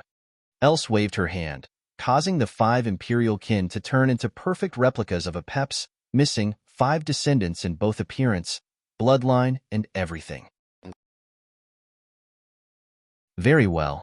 It's time we suffer Urzel's attack. Else, state protectors, you know what you have to do," Yvonne declared, and instantaneously, the 4 nodded in approval and got to work. Dahlgren's spies soon reported Apep's demise under a sneak attack from Urzel and the imminent extermination of his house. Once those words echoed within his mind, an incensed Dahlgren barreled through Hell's sky, shooting across the northern infernal domain to land above Apep's ducal palace. An ominous silence awaited him, but ignoring his apprehensions, Dahlgren dived in, forcing his way into the palace to land on the scene of Urzel and 3 of his strongest Balam gods, exterminating the remainders of Apep's house. On the scene, only 3 Hekarit princesses and 2 of Apep's grandsons remained. But if none intervened, they would die in the following second. Dozens of royal Hekarit's corpses filled the hall alongside the most trusted and highest ranking of Apep's serpent fiends. It was a clean slaughter, the notorious Balam style. If before he still maintained his cool, when his eyes locked on Apep's inert corpse, they widened in disbelief. But when they shifted back to the pale blue-skinned, middle-aged man smiling at the execution, they erupted with blazing fury. "Urzel, Urzel, I knew you bold, but not harebrained. After murdering my number 1 vassal and father-in-law, how do you expect me to not execute you?" Dahlgren inquired in an oddly calm but chilling tone. Indeed, his second wife was Apep's eldest daughter. Though Hell was a lawless place with nobles and commoners alike gutting one another for a yes or a no, to minimize pointless losses the upper layer of the infernal hierarchy had an understanding. Unless insurmountable grievances existed, they would never risk domain wars. Urzel's favorite son was a lawless felon who craved what he shouldn't have and attempted to refine the souls of 3 of Apep's daughters. In response, the Hekarit Primogen swallowed him whole, body, and soul, thereby earning him Urzel's eternal enmity. Alas, with Dahlgren's backing, Urzel didn't dare act on that hatred. Until today, of course. And as he stared at the corpses littering the hall, Urzel curved his lips into a contented smile. "I should have done this sooner," he whispered, more for himself than anyone else, and as Dahlgren's double fists assailed his back, Urzel, alongside his Balam gods, vanished in blue haze. "And you can come find me in Ashara's palace?" On the same day, the vampire and Balam king, Asherah and Urzel, united against the Azura king's threats and dispatched their armies to meet him in battle. Meanwhile, the Overlord was paying his old friend, the Warden, a resounding visit while Talroth faced 4 self-overreaching primogens within his domain. Hell had officially gone up in flames. Meanwhile, the elite disciples, deacons, protectors, and elders of heaven's hegemonic sects suffered the crushing abuse of a certain devil's house.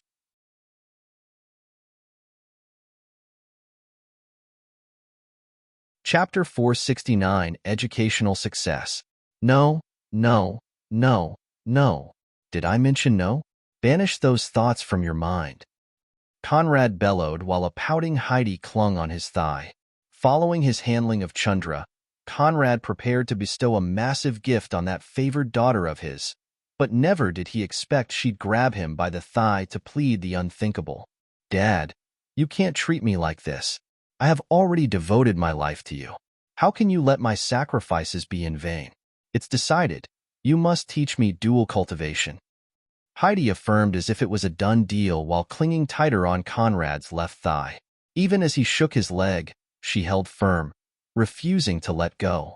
"This emperor orders you to shut up? How corrupted. The gals. Who gave you the right to form such thoughts? I have not yet punished you from your repeated peeping offenses that you add insult to injury? Do you really think I don't dare deal with you? Good. If you won't behave, then I must strip you of all your devil artifacts, remove your devil heart, and keep you locked in a secluded temple for the next 10,000 years. Conrad snarled while the sobbing Heidi still held strong on his thigh. 3 nights. Get lost. 2 nights. Away. 1.5, no, even 1. 1 is enough for my cultivation to rise by 2 levels. This is your last warning. Sniff, sniff, sniff. Having no chip to bargain with, Heidi could only let go in defeat and sob as she vanished in one of Conrad's infinite void spaces. But as she did, she couldn't see his furious face contorting into a beaming look. Ah, they grow up so fast. What an educational success. Making Daphne her tutoress was undoubtedly a wise move. Perhaps we will soon have to introduce her to the priesthood. Conrad pondered with a radiant smile before teleporting toward the Sea Dream Battalion's gathering place. At the gate of the Sea Dream Temple's core zone, the 250 disciples gathered. 219 high gods and 30 cosmic gods at the helm of which stood a 182 meters tall, royal-blooded Mara goddess whose startling beauty put Elsa's throne in danger. Across the years, devil cultivation and bloodline transformations allowed Elsa's originally unrivaled beauty to rise to a brand new level. But even then, this goddess still held her own. It was as if every inch of her flawless body existed to keep the eyes spellbound. In the instant he laid eyes on her, Conrad almost mistook her for the Mara Primogen and considered Daksha a fraud. Throughout the higher realms, perhaps only Asmodeus could suppress this goddess momentum. What a doting father. No wonders Kama was willing to suffer that humiliation for the sake of her hand. Conrad appraised while his eyes trailed Rithi's spellbinding form. With but a glance, he realized Daksha's trick.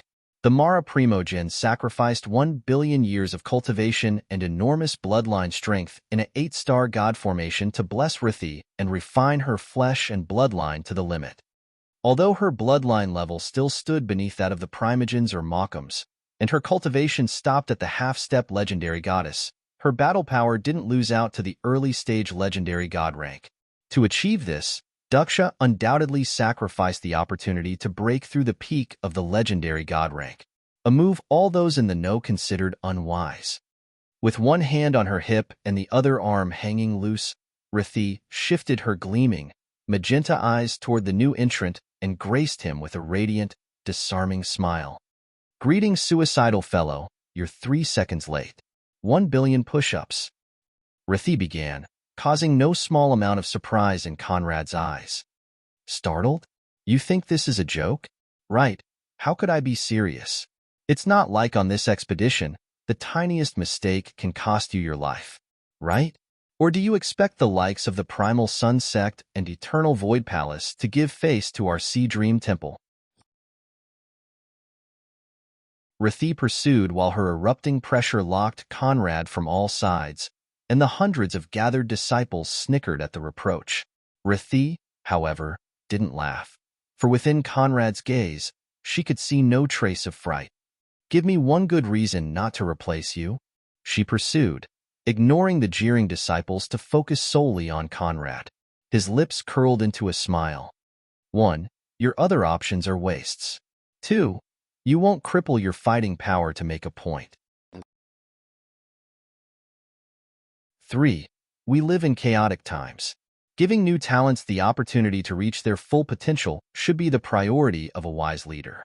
4. And most important of all, I'm the best male company you can ever hope for." Conrad replied with a devilish grin, and instantaneously, all disciples spun to lock their eyes on him. Even Rethie stood dumbfounded, unable to believe her ears. Never had she expected that youth's brashness to reach such an unprecedented level. Bold. Dozens of incensed male disciples rose in outrage and readied to teach the newcomer a lesson. However, before they could make a move, Rethie raised her hand, stopping them mid-try. "How arrogant," she remarked while holding eye contact. The more she peered in Conrad's eyes, the more she felt a strange appeal lying within and pulling her increasingly closer toward him. Were it not for her strong willpower, she'd have undoubtedly stepped toward him. Her eyes contorted into a frown. Inaccurate. As a man of wisdom once said, if you can't back up your words, it's arrogance.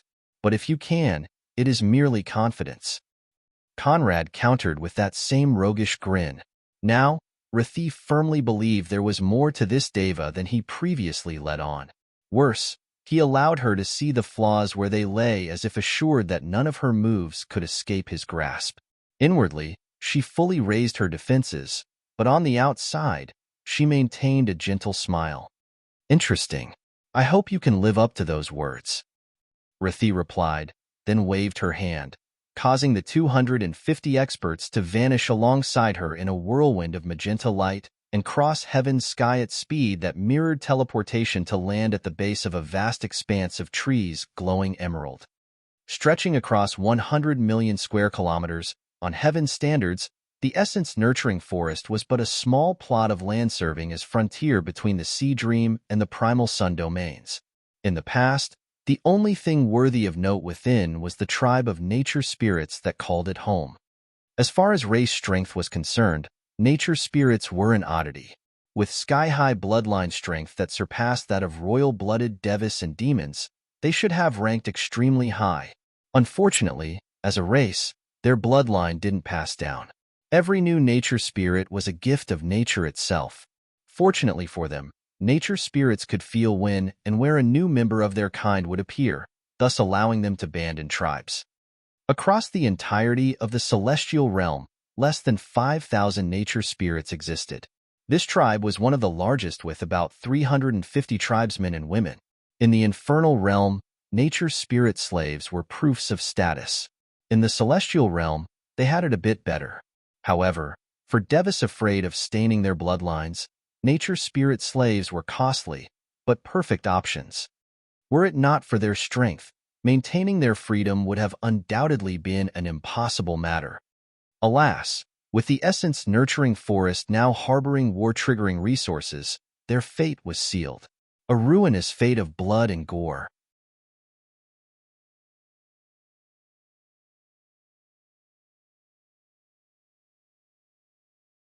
Once we go in, a cloaking formation will prevent any of us from escaping.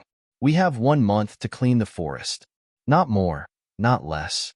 Past that, whoever fails to return to the exit might as well settle down. All has been said. Stick with your elders if you seek safety. Now, disperse.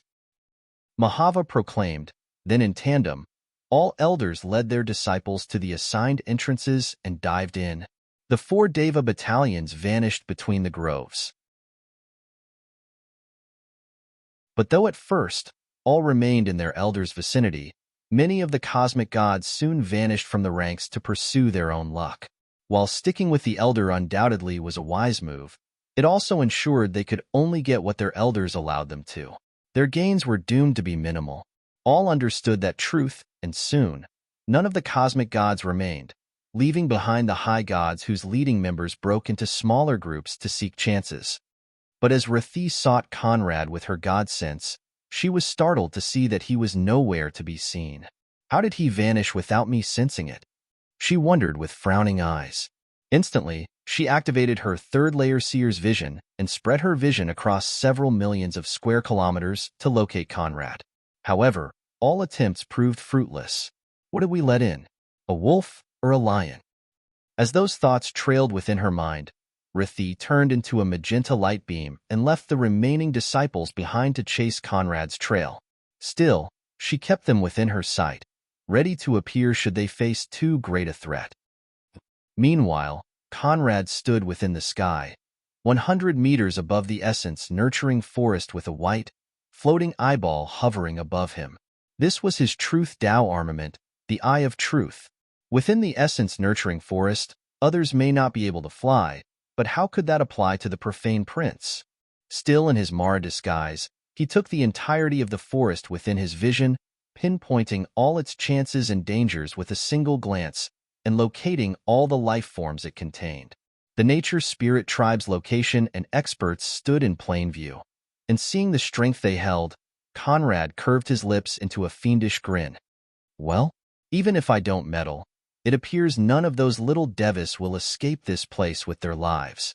TSS, TSS, TSS. What a miscalculation.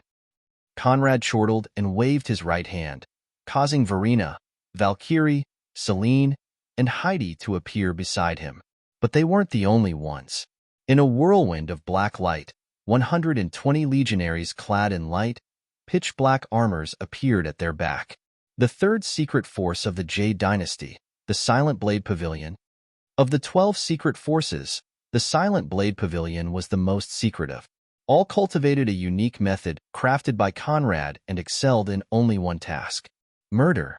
Although as peak stage heart devils their cultivation only equaled that of mid-stage nihility gods, once they unleashed their blades, arts, and formations, to say nothing of high gods, even cosmic gods could not preserve their necks.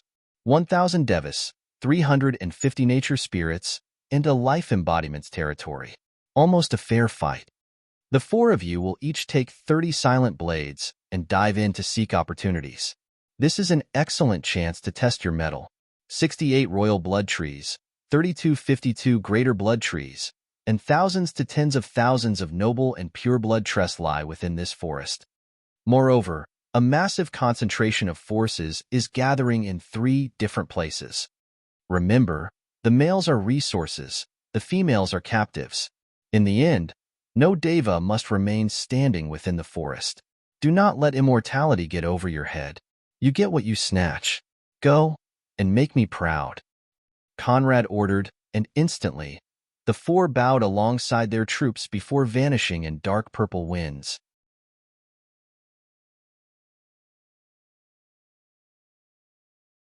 Chapter 471 Zone Separation. As the various Deva teams crossed the essence nurturing forest groves, little did they know that from above, a certain devil already sentenced them to extinction. Since the 4 remaining cardinal sects all deigned dispatch their most outstanding juniors, how could Conrad not seize the opportunity to put them to good use? Those were prime devil pill materials. Meanwhile, aware that she could never find his tracks, Rathi pursued the royal blood trees instead. Those undoubtedly were the most sought-after commodities of the essence-nurturing forest. Regardless of Conrad's concrete purpose, he wouldn't let go of them. Or so she reasoned.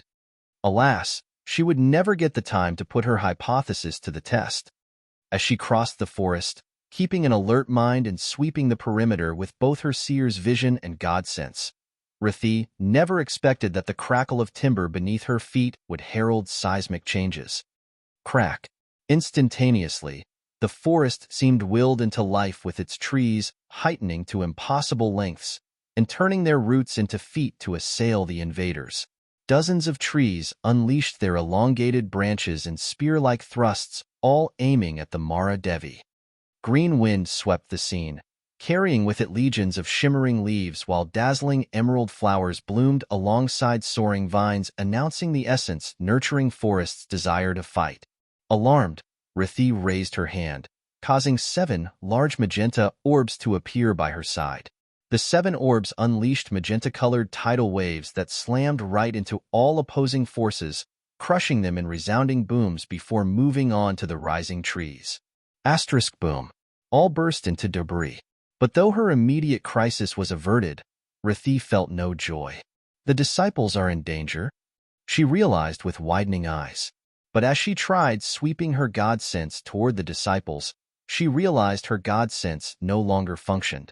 Even her third-layer seer's vision couldn't see through the clutter of trees.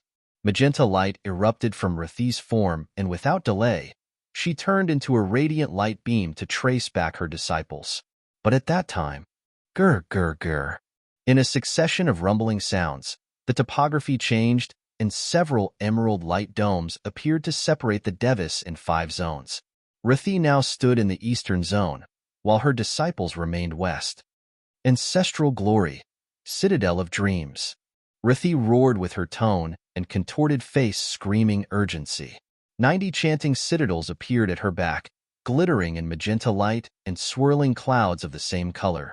From their gates, celestial hosts emerged to barrel against the barriers. Alas, to no avail. Boom, boom, boom.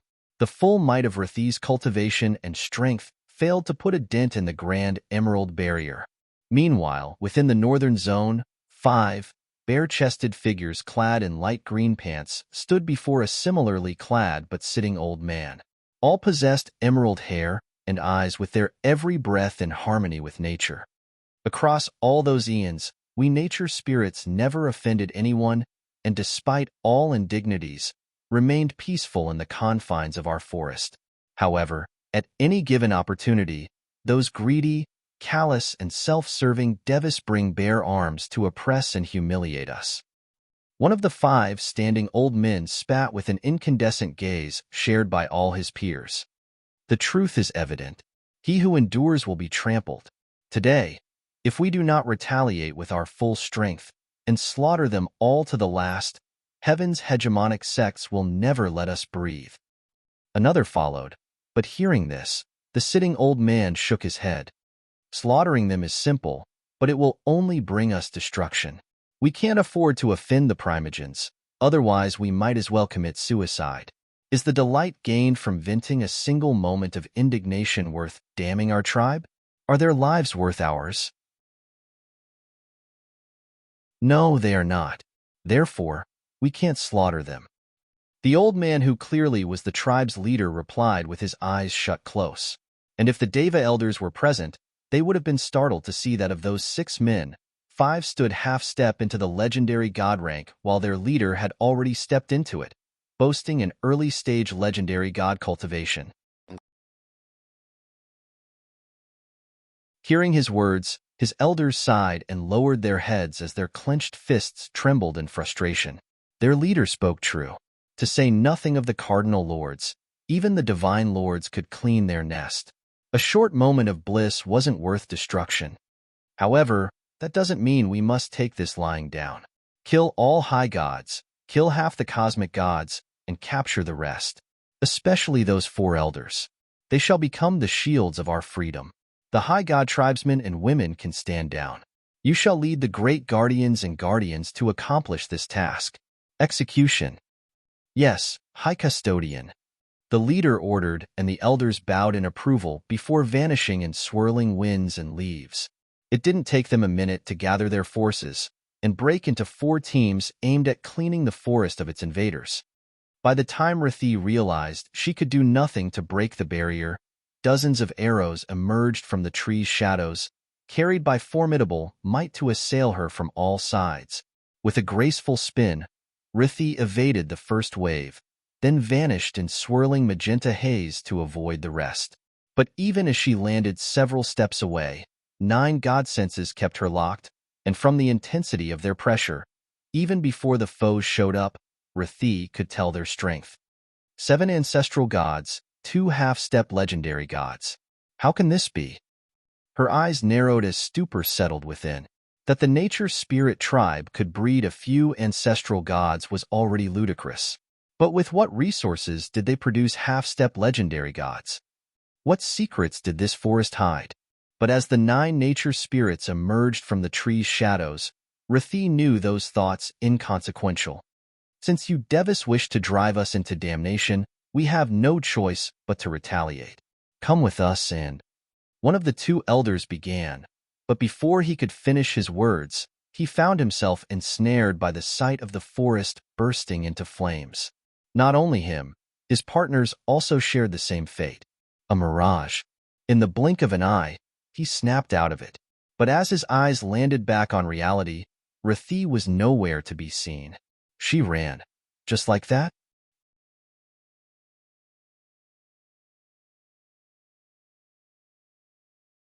Chapter 472. What do you want? What are you standing there dazed for? Quick, after her. The second elder, who also awoke from his temporary stupor, snarled as his subordinates broke free from Rathi's spell. With swirling emerald light and leaves dancing around their lithe forms, they bolted toward the Devi.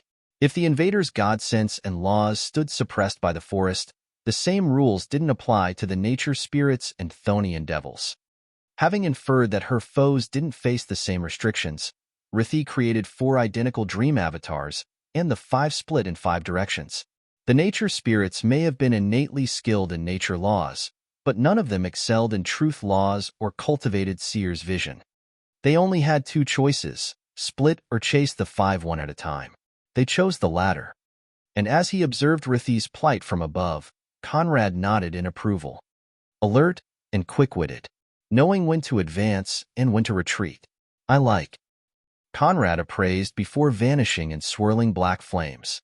With her own survival at stake, Rathi naturally didn't have time to investigate his whereabouts.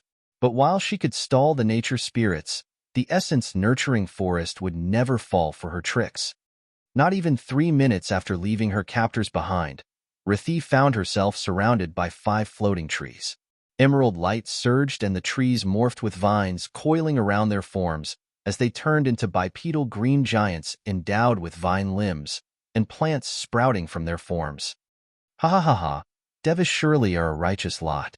When the essence-nurturing forest most needed blood fertilizers, you fools rushed to deliver yourselves. And what fertilizers at that? Prime material, I say. One of the vine giants remarked with its makeshift lips curving into a grotesque smile, while the 2 emerald orbs that served as its eyes glowed like miniature suns. Surrounded from all sides, Rathi's entrancing face contorted into a frown. Alas, the obnoxious forest didn't even give her time to grumble. 5 emerald vortexes appeared above the vine giants, releasing hundreds of thin vine nets that trapped Rathi where she stood. Crack, crack, crack. From the ground, a new supply of eager vines rose to bind Rathi's arms and feet while flowers bloomed all around and released an emerald pollen that invaded her nostrils. Poison, the bound goddess realized as the pollen assailed her body and mind. Having long since reached dream embodiment, Rathi dreaded no illusion. Poison, however, was another matter. Base laws were often embedded in some higher law, just like higher laws often stood within some primal law. Poison was a base law whose abilities all nature wielders could access. In the same process, life wielders could access all nature-based abilities. By channeling the forest's strength, those 5 vine giants had access to a broad range of abilities that put outsiders at a clear disadvantage. Still, Rathi didn't panic. Panic never served any purpose. Either she died, or she found a way out. Nothing more, nothing less. But soon, it became evident that the essence-nurturing forest didn't plan to give her a way out. As she thrashed against the vines, a foreign concentration of life laws permeated the atmosphere, trapping her from all sides and suppressing her cultivation base. Resistance is futile. There is no scenario where you escape our grasp alive. The vine giants laughed in tandem, causing Rathi to shake her head. Trees will be trees. Without a brain, how can you think straight? Do you think your fate will be any better? When we royal-blooded Devas perish, have no doubt that the entirety of this forest will become ashes and dust. The cardinal lords will slaughter the nature spirits to the last, harvest all the forest's secrets, then make a bonfire out of it. How is that a victory? Only brainless fools would gloat at this juncture. Rathi retorted with a taunting jeer. But unfazed, the vine giants burst into a peal of laughter. But of course, let them come. When your 1,000 Devas blood feeds the forest's transformation, when it rises to complete life form with life embodiment and peak legendary god battle power, who will still care about them? We're more than glad to welcome the fools. They countered, thereby telling the Devi all she needed to know. Having nothing else to probe, Rathi closed her eyes, causing a magenta ray to sprout from her chest and rise into the sky to become a pearl-white chakram. From that chakram, A burst of boundless god force split all the vines and nets before freeing Rethie of the law's suppression. Magenta clouds and winds unfurled, spreading and rotating around her form while her hair fluttered and her cultivation base erupted. I have learned all I needed from you. Now you can rest. Rethie snapped, and her hands flashed in incantation gestures that prompted the chakram into a series of 900 rotations.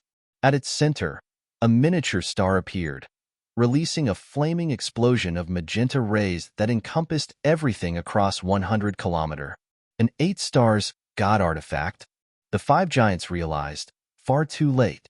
With that one move, the chakram raised everything in the vicinity, leaving nothing behind. Now, across 100 kilometers, Rethie aside, only debris and ashes remained. That chakram was her strongest artifact, refined by Daksha himself after millions of years of hardships. But as the chakram's rotation ended, Rethie teetered, struggling to maintain balance before dropping onto her right knee. Pooh! By the time the now dropping chakram followed her and tumbled onto the ground, Rethie spurted a large mouthful of blood. The pollen's effects intensified, wreaking havoc within her body while she fought to suppress the physical and mental damage. All to no avail. The poison had already seeped into her marrow, leaving her defenseless and at the complete mercy of whoever showed evil intent. At that time, clap, clap, clap. The sound of clapping hands echoed from Rethie's back, and as she shifted her trembling face and eyes toward its source, they lay on one of the few she pleaded heavens to not see. It's you. Rudra, you really know how to pick your time, if that's even your real name. Rethie stated while her eyes locked on the Mara youth, standing only 5 steps away from her. Impressive, I must say. You truly know how to endure. A pity that your strength is ultimately limited. Conrad replied with his curling into a fiendish grin while he crouched before the quivering Rethie. As the saying goes, the mantis preys on the cicada, unaware of the oriole behind. Well played. Though Rethie still trembled, her magenta eyes showed no dread, and her lips curved into a disarming smile.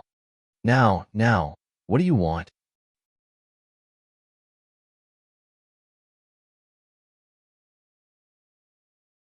Chapter 473, Unspoken 4.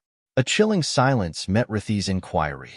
But as Conrad peered into her eyes with his lips set in that pleasantly roguish smile, as she withstood the intensity of his gaze, she couldn't help but tremble, if only for a second.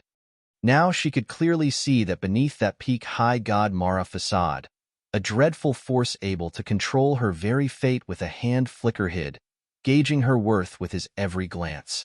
Even the cardinal lords didn't give her such pressure. Recalling her previous words, self-derision spread within her mind. How could that level of existence need to assail her from the shadows?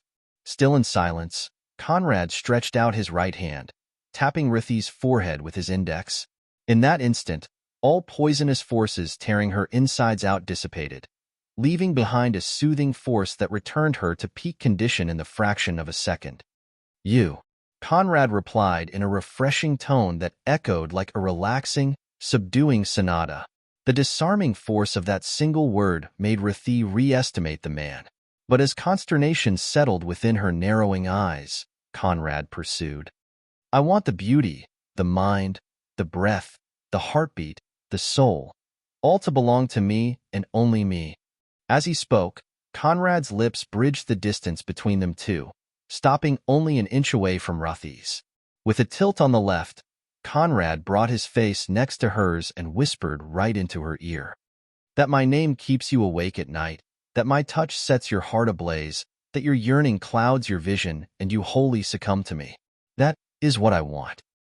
The words snuck into Rethie's ear, seeped into her marrow, and for an instant, her heartbeat quickened, drumming against her chest at a rate her husband of eons could never produce. As one of the most ancient deities of the celestial realm, in the era before the proxy battlefields, Rethie had participated in realm wars against the infernal realm and fought her share of royal-blooded incubi, or lust embodiments as they referred to themselves within their courts. However, none could ever make her heart ripple. After all, though not promiscuous in nature, Maras were one of the most sensual races, masters of mind manipulation and passion inducement. The mermaids and dream spirits they created were strong examples of those skills. Yet, as the number 2 of her race, the great elder of the Sea Dream Temple, Rithi couldn't even remain stoic before that man's few words. Dreadful implications lay therein. Still, she didn't flounder, and with a slow spin, shifted to face Conrad, asserting her clear-headedness with a limpid glance. Their cheeks brushed, their lips almost met, but the two maintained eye contact. One, full of undisguised desire, the other, meeting him with a calm challenge. "Apologies, but I'm spoken for," Rithi replied with an irresistible smile. But how could such a statement deter Conrad? On the contrary, it only kindled greater interest. "That never stopped me," Conrad countered, and in a brisk move, yanked Rithi back onto her feet before wrapping her waist from behind. But as the alarmed Devi thrashed, the briskness made way for tenderness, and Conrad lowered his chin onto her shoulder. "Dissolute rogue," Rithi rebuked while a strange mixture of indignation and relaxation settled within her chest. "I am indeed, and what I want, who I want, no one can keep," the unabashed Conrad retorted while taking Rithi's hand within his. "I can feel your pulse quicken. Perhaps your heart already acknowledges what it knows inevitable," Conrad whispered, and let go of the goddess. With a 180-degree spin, she turned to face him, indignation flaring in her eyes. But now he'd already turned his back, striding off toward proper business. Aware that in the confines of the essence-nurturing forest, Conrad was both her safest and most dangerous bet, Rithi released a sigh and followed his trails. If she wanted to find a way back to her disciples, there was no other path. But little did she know that as she walked in the Profane prince's shadow, in the other areas, Devis were being slaughtered left and right. A mighty squad of 10 Rakshasa cosmic gods and 40 high gods from the Eternal Void sect crossed the essence-nurturing forest's timberland with vigilance. Following the sudden zone division and the sneak attacks of the nature spirits, all realized the situation stood beyond their estimations and chose to band in groups to ensure salvation. And so far, this group had been successful, having managed to repel many nature spirit ambushes and even locate more than one greater blood tree. Of course, for the cosmic gods among them, greater blood trees held no appeal. But for those high gods shackled by weaker blood, it was another story. But as they reached another grove, their steps halted, stopping before a towering monster of a tree whose trunk bathed in dazzling light and rippled with formidable energies. A royal blood tree. Joy teemed within their chests, expanding their eyes as greed settled within, and announced their need to snatch the gleaming red fruits sprouting from the branches. 5 mature fruits. Brothers, may skills determine loot. One of the cosmic gods exclaimed, pulling an approving nod from his peers. As for the high gods, though they salivated at the thought of a royal blood tree, they understood their worth. Vying with their leaders for such resources was nothing short of courting destruction. They could only refrain. But at that time, one of the cosmic gods' eyes swept the base of the gargantuan tree and fell onto the back of a slender girl with lustrous, jet-black hair hanging beneath her back. Dressed in a dark blue dress that didn't match that of the usual deva, she stood with one royal blood fruit in her right hand while her eyes trailed the tree. "Bold, who are you? With what qualifications do you dare harvest a royal blood fruit? Return it at once." The cosmic god snarled, speaking as if he'd been robbed of his cherished possession and pulling the attention of his peers onto the lass. Naturally, that lass was Heidi. "Ah, dull crickets. You are not qualified to hear the name or see the face of my esteemed self." Heidi snide and brought the fruit to her lips for a casual bite. Seeing this, the Rakshasas all broke into a frenzy and hurtled at that daring lass that dared disparage them so. Of course, more importantly, they couldn't afford to let her consume the fruit. And seeing that the intensity of Heidi's aura only matched that of a mid-stage void goddess, the high gods led the charge, ready to harvest merits. // But before they could take 3 steps forward, the 40 high gods were all hacked into hundreds of perfect pieces that dropped onto the ground to form a puddle of blood and minced flesh. Crunch. Heidi took her casual bite and felt vast energies leave the fruit to fuel her myriad-world immortal blood.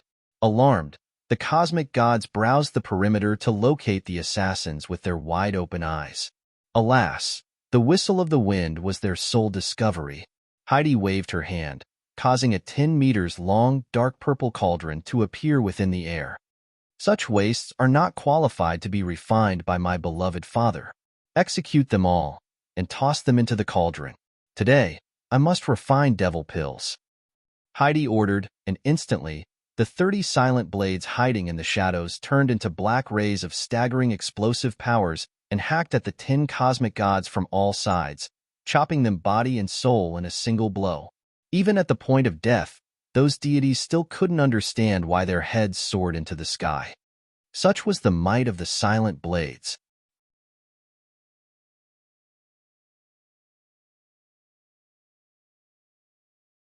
Chapter 474 Battered by Wealth. Though among the Jade Dynasty's 12 pavilions, the Blood Shadow Pavilion ranked first in terms of overall strength, when discussing killing potential, the Silent Blades undoubtedly lorded over all others. Having practiced the most sinister killing arts of his arsenal and equipped with formidable artifacts, they were Conrad's sharpest killing tools.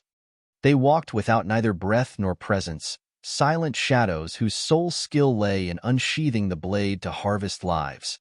In typical times, even with her status, Heidi couldn't order them.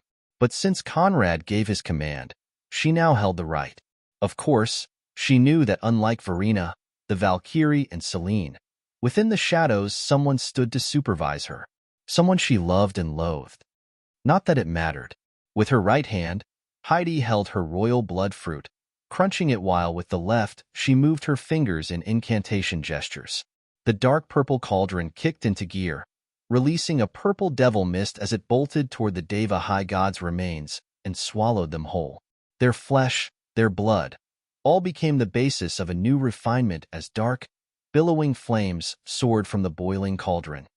The blood became the nectar, the flesh and bones the ingredients, and Hyde's devil force acted as the conductor driving the preparation.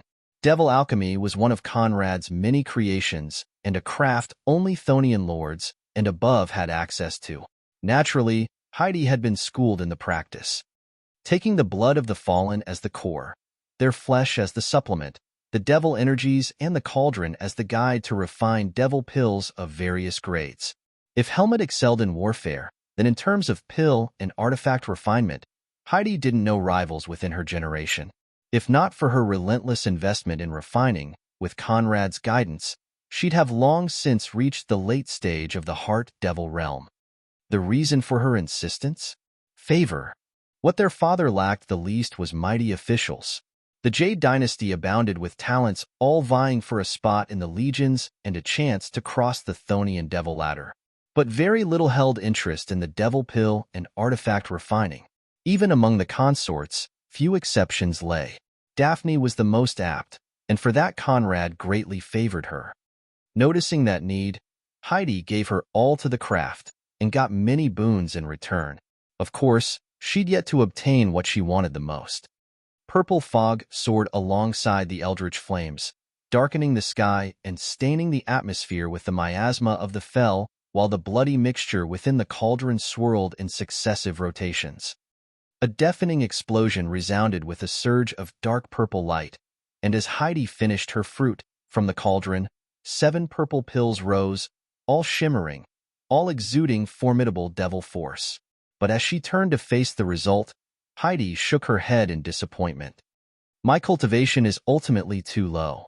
Even while tapping in Father's devil seal, with those 40 sacrifices, I can only refine 7 high-grade boundless sea devil pills. If it were Aunt Daphne, it would have been at least 40 high-grade pills. As for Father, 50 top-grade is a conservative estimate. Heidi sighed in frustration and made a grasping motion, causing the 7 pills to fly toward her. She never considered sharing them with the silent blades, not because of stinginess, but for she knew they only received boons from her father's hands. Collect and keep the blood fruits ready for father's examination, Heidi ordered, and instantly, the 30 silent blades flashed around the tree, harvesting all the fruits and sealing them in internal void spaces.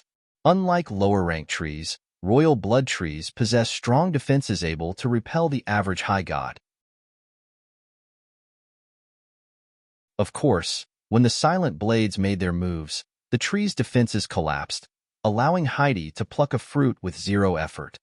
But by the time the silent blades cleaned the tree of all the resources it contained, in a whirlwind of pitch-black darkness, a dreadful force tore through the air, crackling space as it went, before landing on the scene. The dark winds dispersed, leaving behind thin layers of black sea undulating around a towering, bronze-skinned man of staggering musculature who swept the scene with blazing fury. The Eternal Void Palace's great elder, Ravana.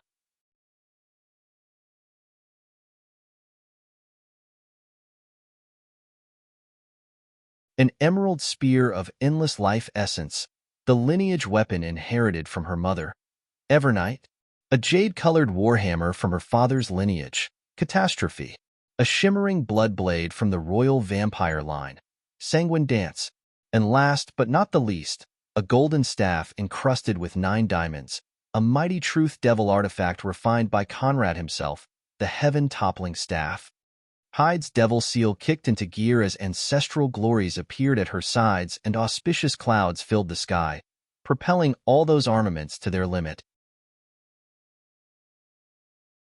Worse, the illusory shadow of a gargantuan devil with 50 heads and 100 arms now stood at her back. Conrad's shadow, and feeling the crushing pressure now bursting from this little lass, Ravana felt himself shiver with fright. How could a lass of such tiny cultivation suddenly erupt with such dreadful strength? Could she be a divine lord in disguise? Alas, he didn't have time to ponder as Heidi vanished from his sight to reappear at his back and pound the 6 armaments into his godhead. Boom! The godhead collapsed. Ravana spurted blood.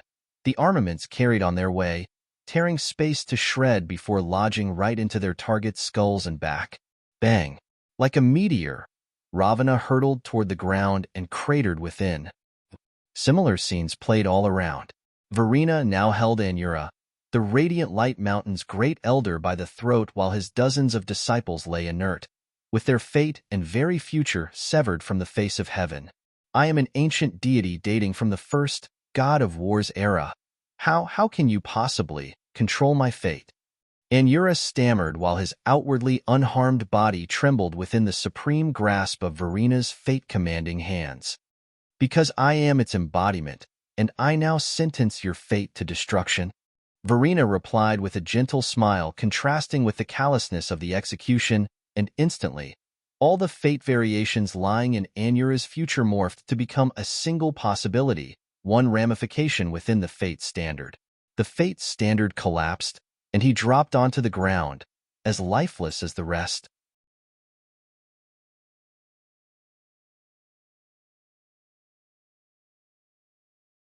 Chapter 475 My Excuse to Dally. Soon, the concealed strength of the nature spirits became evident to all the Devis trespassing within the essence-nurturing forest. But worse, the knowledge that an irresistible force coveting all their lives lurked in the shadows kept them all on tiptoes. The silent blades left neither trace nor noise. One move, one death, and they went on. The corpses vanished alongside them, leaving the trembling Devis with nothing but speculations. Of course, as Conrad ordered, the Davies suffered a fairer fate, kidnapping. Before they could realize what went on, the silent blades neutralized and tossed them into internal void spaces. Little did they know that this unexpected larceny would ensure them blissful immortal lives. A matter for another time. Meanwhile, Celine faced an old acquaintance. Her second maternal uncle and Surya's right-hand man, the Primal Sun sect's great elder Mahava.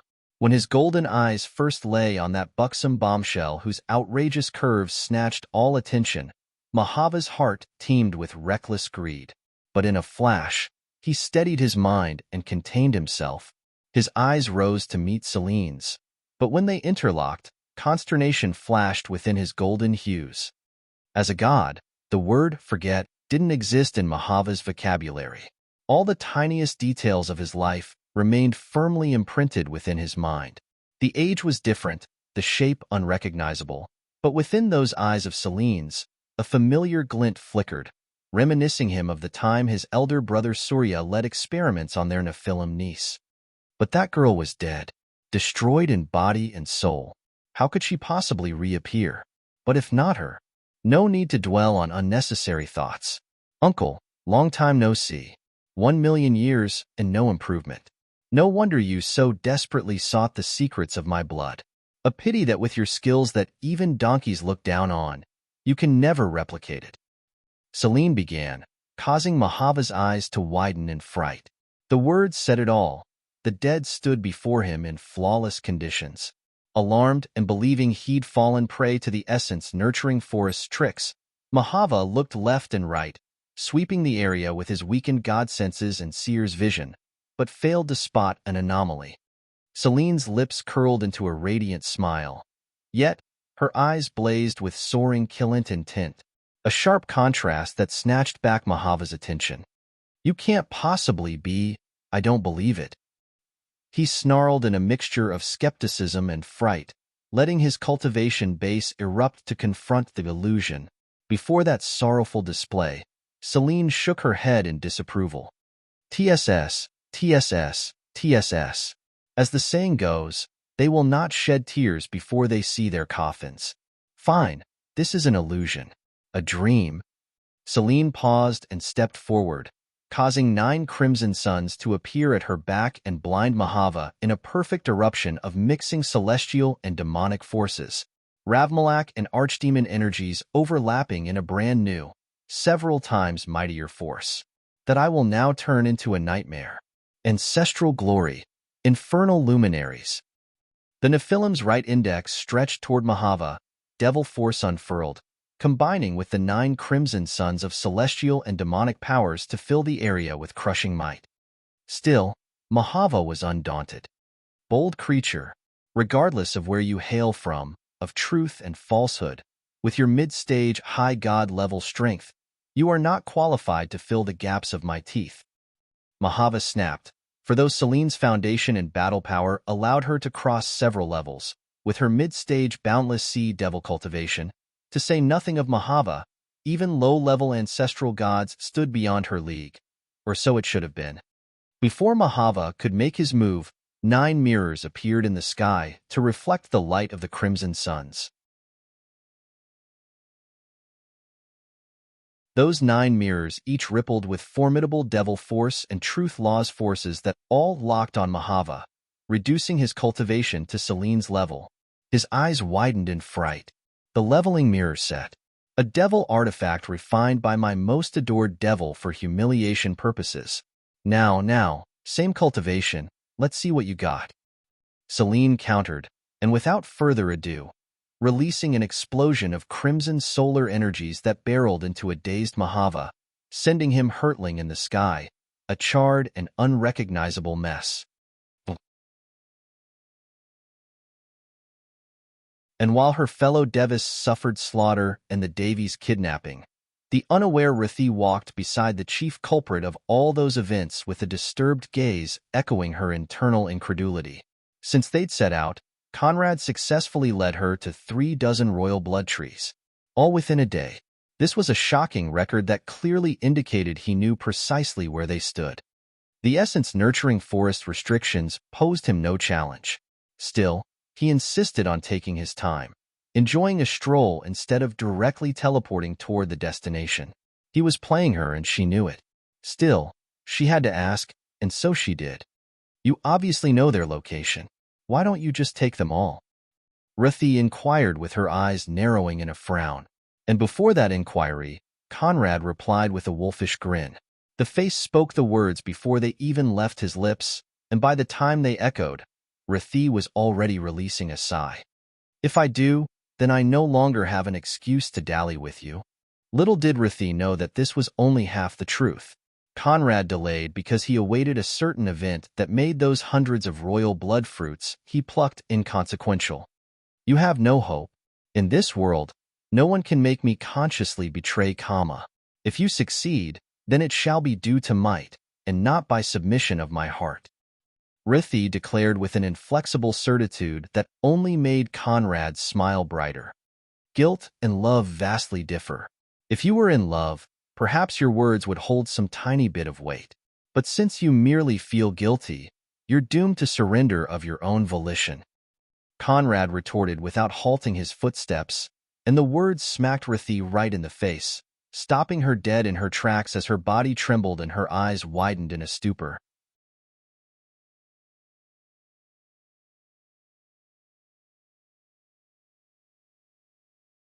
Chapter 476 Rithi's Struggles. Guilt.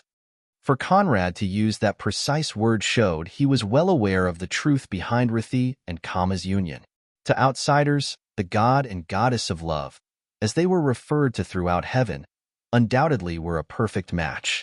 As the third son of the great primal ancestor, though several millions of years younger, Kama also was an ancient deity born before the times of the proxy battlefields. In his youth, following in his father's footsteps, he fancied himself the god of love and created many god arts at this effect. An infamous rake, Kama left an abundance of broken hearts in his wake, and also held the nasty habit of sparking relationships between complete strangers, all at a complete whim. But all this stopped the day he laid eyes on the celestial realm's #1 beauty, Rithi. It was as if his world stopped spinning, as if his eyes died for her, and his very life changed ownership. Kama no longer had other ambitions besides pursuing Rithi, and it wouldn't be long before all mistresses were cast aside so he could devote himself to chasing her. Alas, if for him she was unique, as far as Rithi was concerned, Kama was one among many relentless suitors. Nothing he did could make her waver, but the more she rejected him, the more ardent Kama became in his pursuit. And where others gave up, he kept pressing onward. All to no avail, or so it should have been, but during one fateful realm war, Rithi ended up ambushed by Asmodeus. Before the southern queen of hell, all her talent and tricks served no purpose.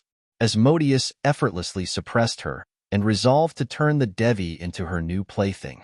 Alarmed by the news, many prominent Deva gods rushed to her aid, including divine lords such as Agni, a cardinal lord such as Chandra, and of course, Daksha. In a cruel twist, Asmodeus raised a desire-immolating pyre and pledged that if any non-relative dared cross the pyre, she would release her. None had the gals. The desire-immolating pyre was an innate skill unique to lust embodiment succubi and incubi. It didn't harm the flesh but crippled all instances of lust and sensual pleasure needs within the victim. Whoever endured those flames became, for all intent and purposes, asexual. Though they could still feel love and attraction, it would never be realized in a sexual way. As immortals, the one thing gods feared the most was boredom. With eternity ahead of them, even their tens of thousands of years of secluded cultivation wasn't enough to make up for the loneliness that threatened to settle in. To maintain a level mind, only two paths lay ahead. Either they embraced their emotions and desires, or they severed them. Most chose the former option. How could they abandon all sensual pleasures and become eunuchs for the sake of a woman that snubbed them? When Asmodeus made her announcement, Chandra was the first to turn heels and bolt. Many gods soon followed him. Having never expected any of them to step forward, Rithi remained undisturbed. But little did anyone expect that at that critical juncture, Kama would step forward and roar the three words, "I am willing." Those startling words put demons and devas in awe, leaving all deities stumped and causing even Asmodeus to blink in disbelief. To back his words, Kama dived into the desire-immolating pyre, enduring its soul-scalding flames as it burned all sexual desires and sensual pleasures from his body. Henceforth, Kama was a man in name only. But through that one move, he ensured Rithi's eternal devotion. Asmodeus held her end of the bargain, allowing Kama to take Rithi back to Daksha's grasp, and so he did. Afterward, the Dream Lord had no other choice but to officiate the wedding. But where devas and demons alike saw a soul-stirring show of devotion, Daksha saw a madness-fueled ploy. He inferred Kama made a desperate but calculated move to force Rithi into his arms. Since all else failed, he gambled on self-sacrifice to obtain his craved prize, and it worked. Kama's father, the great primal ancestor's many veiled words, also validated the hypothesis. For those reasons, when dealing with Kama, Daksha always remained on his guard. The man was stark raving mad. Once things didn't go his way, who knew what he could do? Alas, it was as if the otherwise clever Rithi stood blind to the ploy. Or perhaps she realized it, but didn't wish to expose the truth for what it was. Just like Conrad said, guilt riddled her heart. But more than that, the many years by Kama's side had long since bred other, just as troublesome feelings. Responsibility. Kama was her responsibility. Regardless of what occurred and of what he did, she would care for him. Even if she had to go against heaven's will, she wouldn't relent. Rithi's eyes hardened and rose to meet Conrad's sauntering form. "You don't know me," Rithi declared, and if Conrad could feel the indignation lacing her tone, he showed none of it. "You don't know yourself. A woman who clings on the closest image of purpose she can grab, that is who you are. Be it in service to your father or to your husband, you live for others with no sense of genuine gratification. Your hollow, empty heart meshes contradictory emotions and sensations for the sake of finding a sliver of delight. You excel at faking smiles, at deceiving others and yourself with that carefully constructed facade of distance and aloofness when in truth, you are merely lost." Conrad countered in a leisurely tone, and as he spoke, Rithi found herself lifted by an irresistible force and teleported right beside him.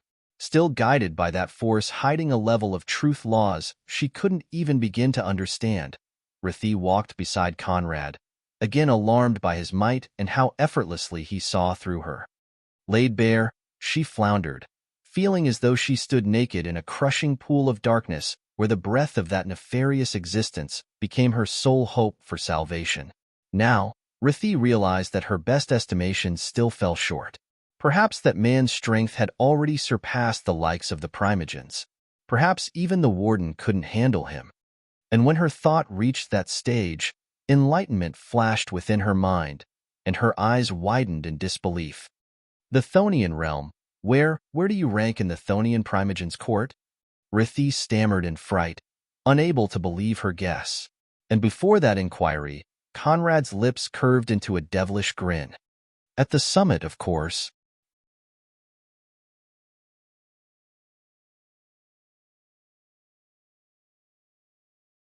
Chapter 477 Bloodline Breakthrough. The words rang in Rithi's mind like a thunderclap, leaving her dazed and unable to speak further. The Lord of the Underworld already stood among them, beside her, and only now did she realize it. How could she not be startled? Before that dreadful news, all else paled. Even the essence-nurturing forest became wholly irrelevant. But as the goddess's thoughts reached this stage, Conrad's steps halted and his eyes rose to trail a towering tree whose tip lost itself within the clouds. Vast life essence swirled around that tree's trunk, branches, and leaves, bathing it in an emerald glow that clearly revealed its status. A royal blood tree. Moreover, one with 13 mature fruits. Most royal blood trees didn't possess more than 5 mature fruit. At best, some would boast 6 or 7. Trees with more than 7 fruits were already unprecedented and would have undoubtedly driven deities mad with greed. Even Rithi's attention reverted to the tree, and as her magenta eyes swept its products, they stopped right there, expanding at the sight of the 13 fruits it showcased. In the Devis expectations, finding a royal blood tree with 3 or 4 mature fruits was the optimal case. How could so many possibly appear? Could it be that this land has truly reached life embodiment level? What the hell is Heaven's Will thinking? Rithi wondered in a stupor. Besides a life embodiment level inheritance ground, what could possibly produce such a setting? But little did she expect that as those thoughts swirled within her mind, Heaven's Will doesn't think. It merely follows the preset rules and guidelines established by its master. As for you, Devis, you're but servants and tools meant to do its bidding. It doesn't care for your rise or safety, unless, of course, it benefits its master's plans. The same thing goes for Hell's Will. Conrad's voice echoed, once more reminding her that as long as he stood there, her thoughts held no privacy. Instantly, Rithi's face contorted into a frown. But prioritizing the weight of Conrad's words, she suppressed her displeasure. What do you mean by that? Who would that master be? Does an existence standing above realm wills truly exist? Rithi asked in succession. Alas, Conrad ignored those words to stretch his hand toward the royal blood tree. Sensing the threat, the tree unleashed its vines and raised an emerald energy shield to repel Conrad's offense. Crack, crack, crack. The earth grumbled as the ground crackled to make way for a surge of myriad vines that speared Conrad's form. Almost. By the time the spear vines reached his immediate vicinity, they halted, butting against an invisible wall before bursting into debris of timber. Formless energies erupted from Conrad's right index, collapsing the energy field and suppressing all resistance the tree had to offer. In tandem, the 13 fruits left the branches, flying toward Conrad in an orderly fashion and forming a circle around his neck. Conrad beckoned, and one after the other, the fruits flew toward his mouth, which opened wide to welcome them all. Gulp, gulp, gulp. In a grisly show of gluttony, Conrad gobbled the 13 fruits, not even bothering with chewing them, and let their vast bloodline force fuel his lineage, driving his myriad world immortal blood to break through new levels. Speechless, Rithi gawked at the scene. Since when did royal blood fruits become cabbage that you can just gobble them in such an uncouth manner? And why the hell did you bother eating more than one? It's not like it will make a... Rithi began, but as her words reached this point, she felt the dreadful surge of bloodline strength erupting from Conrad's form, and her words fell back into her throat. It didn't take a genius to realize Conrad had flawlessly refined the energies in all the 13 fruits.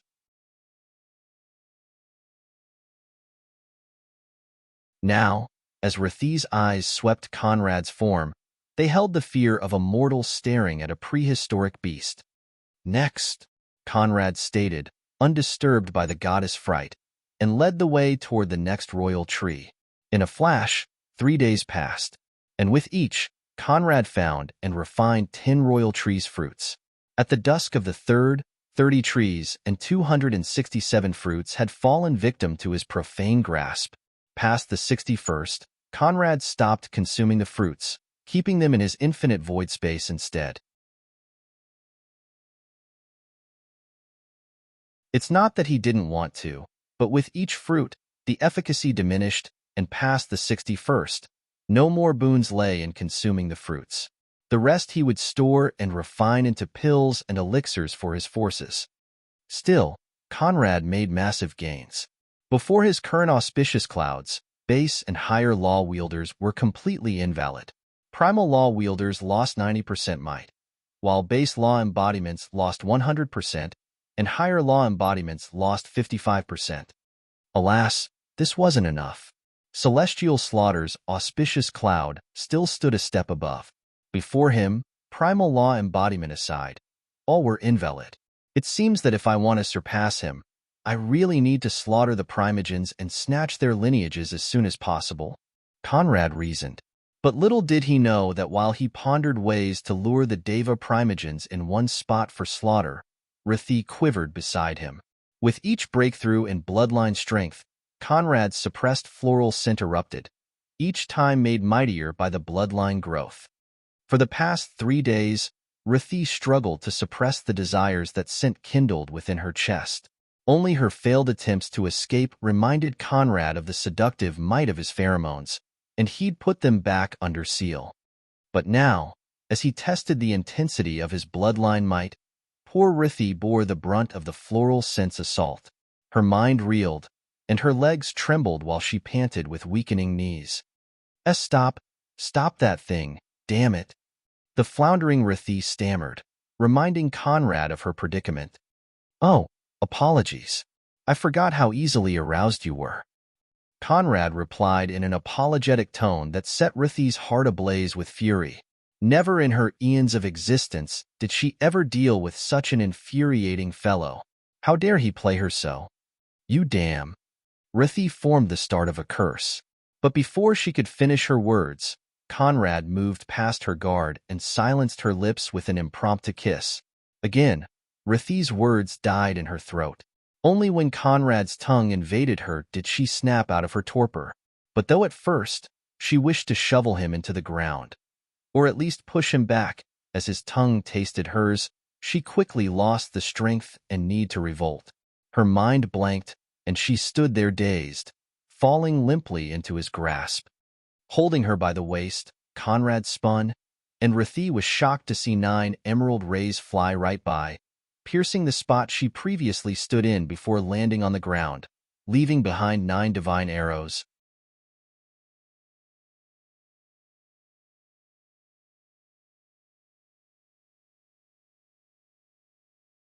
Chapter 478, I Will Be Gentle. An inch away from death?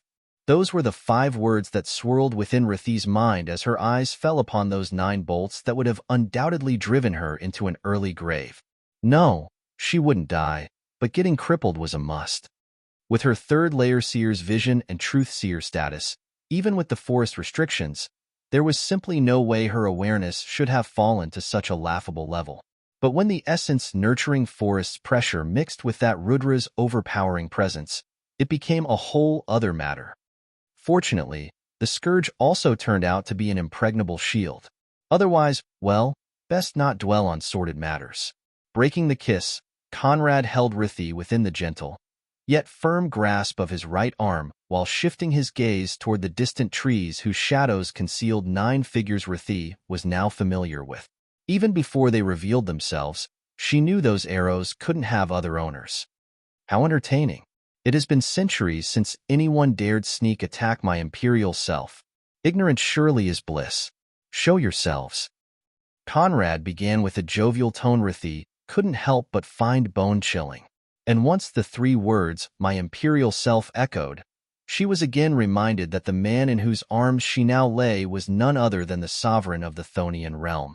The knowledge brought no reassurance.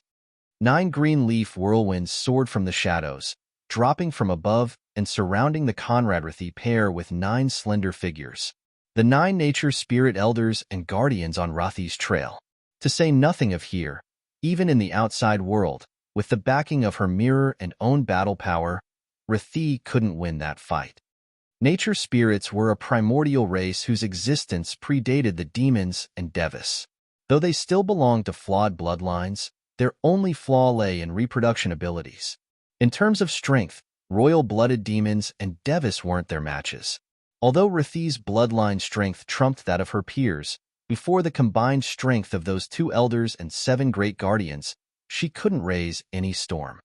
But within Conrad's eyes, no hint of apprehension lay. It was almost as if a bunch of mischievous rats decided to bar his path. At first, Rthi hoped the 9 could help her get a better understanding of that man's strength. But now, the thought seemed laughable. In tandem, the 2 tribal elders stepped forward and with clasped hands, bowed toward Conrad. Your Excellency, we mean no offense. That woman is of great importance to us. We must capture her to ensure our survival. Please do not block our path. The tribe's 2nd elder began in a courteous tone that made Rthi's eyes narrow with puzzlement. Why are they already so wary of offending him? She wondered. But little did she know that in the past 3 days, Conrad's ladies and silent blades had wreaked unthinkable havoc within the essence-nurturing forest, turning all the male Devis into corpses while capturing the Davies. Initially, the nature spirits only planned to kill the non-royals. But little did they expect that this new force would outpace them at every turn and mince their targets before they could make a move. It was downright frightening. Worse, they no longer had any bargaining chip to negotiate with the Deva Primogens. Once they attacked to avenge their kin, who could save them? For all those reasons, Rthi's value in their eyes had skyrocketed. Alas, they could see things Rthi couldn't. The forest spoke to them. This man was no Deva, but the leader of that horrendous force now plaguing their land. When the subordinates were already that dreadful, how mighty could the leader be? Unless necessary, they didn't want to make another enemy. A pity that man proposes and Conrad disposes. I'm afraid we have a problem then. I insist on blocking you. Ah, what a dilemma. Conrad replied in that textbook leisurely tone that put legions of men ill at ease. Instantly, the elders and great guardians' green eyes chilled, and their cultivation bases erupted. The air rippled, the ground crackled, the trees quivered, and squalls of wind rose as the 9 spirits rose to challenge the invader. That being the case, don't blame us for being merciless, the elder declared, and as if to echo his words, dreadful nature laws erupted from the 9 spirits, gushing alongside a surge of green light as trees sprouted from the ground and myriad of exotic flowers bloomed to turn the area into a floral paradise. But a paradise it was not. Contrarily to their ensnaring appearance, those flowers all released waves of numbing pollen that coalesced into a grand formation. The dozens of trees turned into vine beasts with their branches becoming great forest green spears as they encircled Conrad. The 7 guardians bared their bows and magical quivers, all aiming at Conrad while the elders summoned green daggers, and alongside their nature beasts hurtled at Conrad. To the onlooker, their move was akin to teleportation. However, in Conrad's eyes, it was but a tortuously slow offensive. The elders drove their daggers in frontal thrusts, one aiming at the spot between Conrad's eyebrows while the other stabbed at his heart. In the back, their guardians fired thousands upon thousands of green bolts that magically moved past the elders to target only Conrad. His lips curved into a smile, and he raised his left hand. With that one move, the world stopped and all came to a halt. The millions of arrows in the sky, the tribal elders and guardians, the nature beasts, the formation, all stopped as if anchored in that present. Conrad's hand blurred, the arrows vanished, the trees, beasts, and flowers collapsed in light particles. Meanwhile, the chests of the 7 guardians alongside one of the 2 elders burst in an eruption of blood fountain. Only then did the world again start spinning, and the surviving elder was startled to find his neck land right in Conrad's left hand. Rathi's eyes widened in disbelief. "Oh, I forgot to mention. One of the reasons for my presence in this land is to put your lives to good use. How about giving me your bloodline?" Conrad chortled as he clutched the nature spirit's neck within his hand, and to Rathi's stupor, the man's skin grayed while his body atrophied at a rapid pace, going from a slender but well-built middle-aged man to a mummified sack of bones in less than 5 seconds. All the blood in his veins, all the resources his body contained, flawlessly slid into Conrad's Thonian heart, adding the previously unavailable nature spirit blood to the mix. Having no further use for him, Conrad tossed the man to the ground like a heap of trash, and he died soon afterward.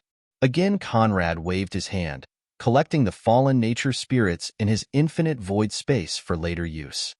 His eyes then lowered toward Rathi, but having witnessed this scant display of might, it was with gravity that she met his gaze. 2 half-step legendary gods, 7 high-level ancestral gods, executed in a single hand gesture. Although she'd long since placed Conrad's strength at the level of Dahlgren or even the Warden, knowing was one thing, seeing another. But as waves of apprehension welled up within her heart, Rathi didn't expect Conrad's next words to be, "Oh, are you scared? Don't worry, I'll be gentle." And instantly, dread made place for a flurry of indignation.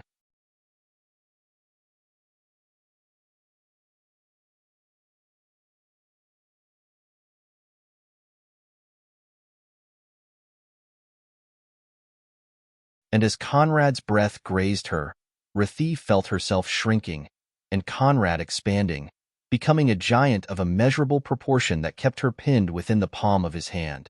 Her fate now held a new master.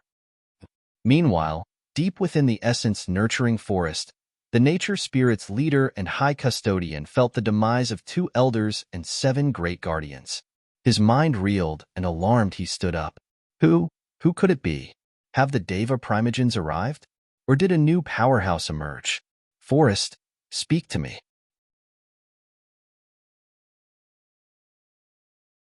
The high custodian beseeched with a deep bow.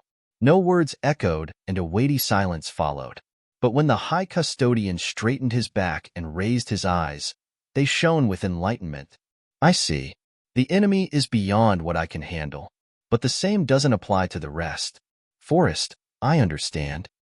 The High Custodian replied to his invisible, mute interlocutor before connecting to all his dispatched elders and tribesmen's mind. Return to me. If brawn alone won't triumph over that new force, then brain shall lead the way. The High Custodian declared, and instantly, the dozens of nature spirits rushed from the shadows of the forest to go back to his side, forming circles around him. Unsurprisingly, more than one had already fallen to the silent blades. Constraining his wrath, the High Custodian soared into the sky, turning into a radiant emerald beam swelled by dreadful life laws. The High Custodian had achieved life-wielding. At his back, around 140 nature spirits at the cosmic god rank or above followed, all moving toward a single location. Verena. At the same time, from within the forest's depths, 3 sources of tremendous energies rose, soaring toward heaven's sky in 3 mesmerizing emerald pillars that announced the birth of unprecedented life treasures. Before, due to the forest's suppression, the life plates of the fallen Devis didn't break, fooling the Cardinal Lords into thinking their kin and disciples safe. However, when the 3 pillars rose into the sky, hundreds of life plates broke simultaneously. Not a single male Deva at the high god rank or above survived. As for the Devis, who knew what horrendous fate they suffered, suppress the news at first, then release them in one go? Lore, this is a lure. Surya reasoned, and though the loss of his close brother daggered his heart, he remained stoic. Unlike the other Cardinal Lords, Surya didn't send his children to the competition. The reason? He was starting to feel that heaven's current situation was far too fishy. Why would the Warden entrap him? It served no purpose whatsoever. Another force played tricks, holding the chessboard within its grasp. If he were right, the essence-nurturing forest was an opportunity to reveal that force's presence. How could he risk his children in such a mess? As for the rest, their fall bore little impact. With the elders, with Surya and his progeny, rebuilding was a matter of years only. Mahava was the only painful loss. And as his life plate crumbled, white fog containing Surya's truth-wielding spread within his chambers to form the image of all his brother last saw. Mahava, elder brother won't let you die in vain. Have no doubt that I shall avenge you. Surya pledged while the events predating Mahava's fall played before him, almost. A force boasting grander truth laws clouded the scene, allowing Surya to see a royal nothing. His eyes narrowed in a frown, but still, he retained his cool, stretching out his hand to reveal a golden lotus as bright as the sun. Soon, very soon, whoever you are, this eminence will make you pay 10,000 folds. Receive my order, regardless of background and gender. All human scions of the Primal Sun domain are invited to attend a grand talent selection. The 300 most outstanding shall receive my blessing and become Ravmalaks. Surya proclaimed before returning to his secluded cultivation. His voice thundered within the entirety of the Primal Sun domain.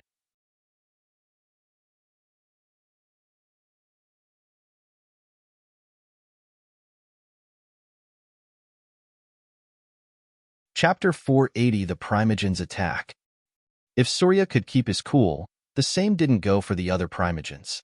Ensnared by the incommensurable life laws that transcended even wielding, the Divine Lords went mad with greed and soared into heaven's sky, leaving their domains behind to shoot like meteors toward the essence-nurturing forest. Boiling with more fury than greed, Daksha and Durga too rose, with the thirst for vengeance setting their eyes ablaze. Gargantuan magenta clouds left the Sea Dream Temple while a sea of darkness departed from the Eternal Void sect as the 2 Cardinal Lords rushed toward the essence-nurturing forest. The Radiant Light Mountain, however, saw no movement.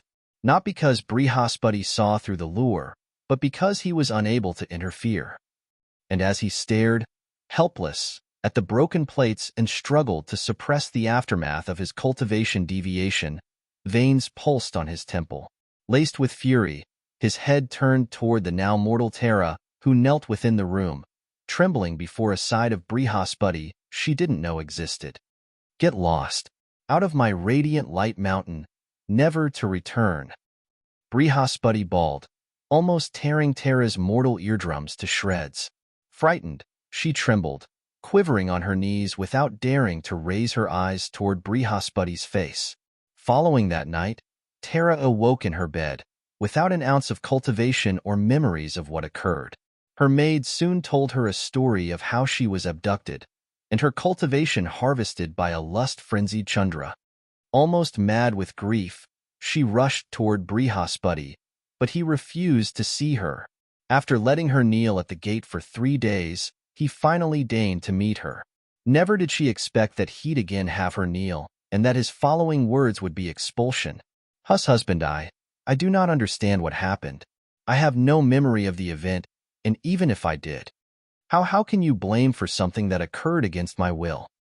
Tara stammered, unable to comprehend why instead of consoling her, Brihaspati flew into such a rage. But hearing those words of hers, his rage blossomed into all-out madness. Were it not for his cultivation deviation, he'd have executed her. Against your will? Against your will? Do you think you can deceive me? That night, do you think I didn't see how you groaned and begged for more? Even asking that pig to breed you with infinite children? Were you that desperate for it?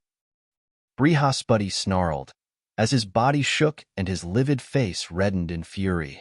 That night would forever be his life's greatest humiliation, a nightmare that ruined his cultivation path and a trauma he couldn't rise above of. And hearing those words, Tara's eyes widened in disbelief. Although she was no nun, she wasn't especially promiscuous either. How could she speak such words? Children? Impossible, you know I hate children. In my right mind, I could never speak such words. She snapped. Alas, the words brought Brihaspati no consolation. On the contrary, they only made him crazier, if that was even possible. You hate children when they come from me. But clearly, Chandras are another matter. In consideration for your mother, I didn't expose your hypocritical licentiousness. But if you insist on wasting my breath, do not blame me for being merciless. Get lost. You sicken me. In this life, may we never meet again. With every word, Brihaspati slammed his bald right fist against his chest, gritting his teeth while daggering his partner of eons with his bloodshot eyes. But when those last words of his echoed, indignation surged within Tara's eyes, and she raised defiant eyes to face him. As a man, you do not blame yourself for being incompetent and letting your wife fall into the hands of a miscreant. Instead, you blame me who now stand without an ounce of cultivation for events you failed to prevent. So much for fate wielding. So much for the Cardinal Light Lord.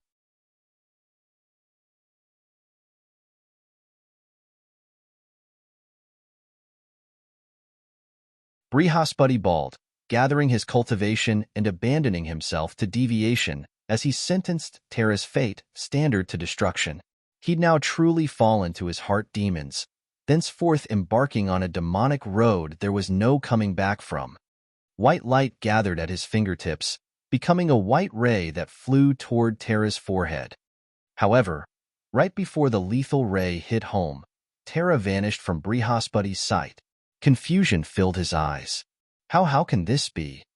And as the Cardinal Light Lord wondered what could possibly result in this scene, a voice echoed within his mind. My women, no one can harm. If you truly wish to find out the truth, come find me within the essence nurturing forest. I will be waiting. Conrad's invisible truth devil whispered in Brihaspati's ears before returning to the main body. Naturally, since he claimed her, Conrad wouldn't let Tara suffer Brihaspati's frenzy. Since her presence in the Radiant Light Mountain no longer served any purpose, it was time for her to go home. Now, Brihaspati realized there was more to the matter than he previously thought. Indeed, Tara loathed children. What skills did Chandra have that he could pull such words from her lips? He was but a pig. Who is it? Who is it? Whoever you are, give me your life. Brihaspati roared while dark fog rose from his pores alongside a massive surge of light. His scara became red, and he soared into the sky in a radiant light beam hurtling at the essence nurturing forest. Meanwhile, Conrad freed Rithi from his profane grasp and as his eyes looked beyond the trees to locate the three intertwining sources of life laws, they widened in disbelief and his lips curled into a radiant smile. Not because of the opportunity to snatch a life embodiment inheritance. No, to him, such an opportunity held no appeal. What kindled his delight was the product of those three energy sources, three bloodline fruits matured within the emerald pillars, serving as their core and energy source. 3. Primogen fruits. Heavens will surely is generous. This time, I refuse to believe my auspicious clouds won't catch up to that old foggies. Conrad uttered more for himself than anyone else, and at first, Rethie, who still lay beneath him, failed to comprehend the meaning of his words. But when she felt the billowing life laws, she realized great opportunities appeared. Opportunities able to throw heaven into chaos. To say nothing of the primogens, even the warden could make a move. All leading Deva gods would gather for the hope to snatch that chance. This was clearly a lure. Beautiful, proper business requires my attention. We shall keep playing later. Conrad stated and stood up, stepping into the air to stride toward the center of those three forces. As he did, Rethie was startled to see his height increase to 2 meters, his porcelain skin turn snow-white, and his hairs adopt a translucent hue. Though she couldn't see the change in facial features, as Conrad now donned a black robe and let his devil force and Thonian energies unfurl. If Rethie previously held any lingering doubt regarding his identity, she no longer had any. The Lord of the Underworld had set out to face heaven's strongest. You're tuning in to the Romance Rendezvous YouTube channel. We're so grateful for your support, and don't forget to subscribe to join us on this incredible journey through captivating stories. Your generosity through donations truly makes a world of difference, as it's the primary source of revenue that allows me to expand and enhance this channel for you. Thank you from the bottom of my heart for being a part of this adventure.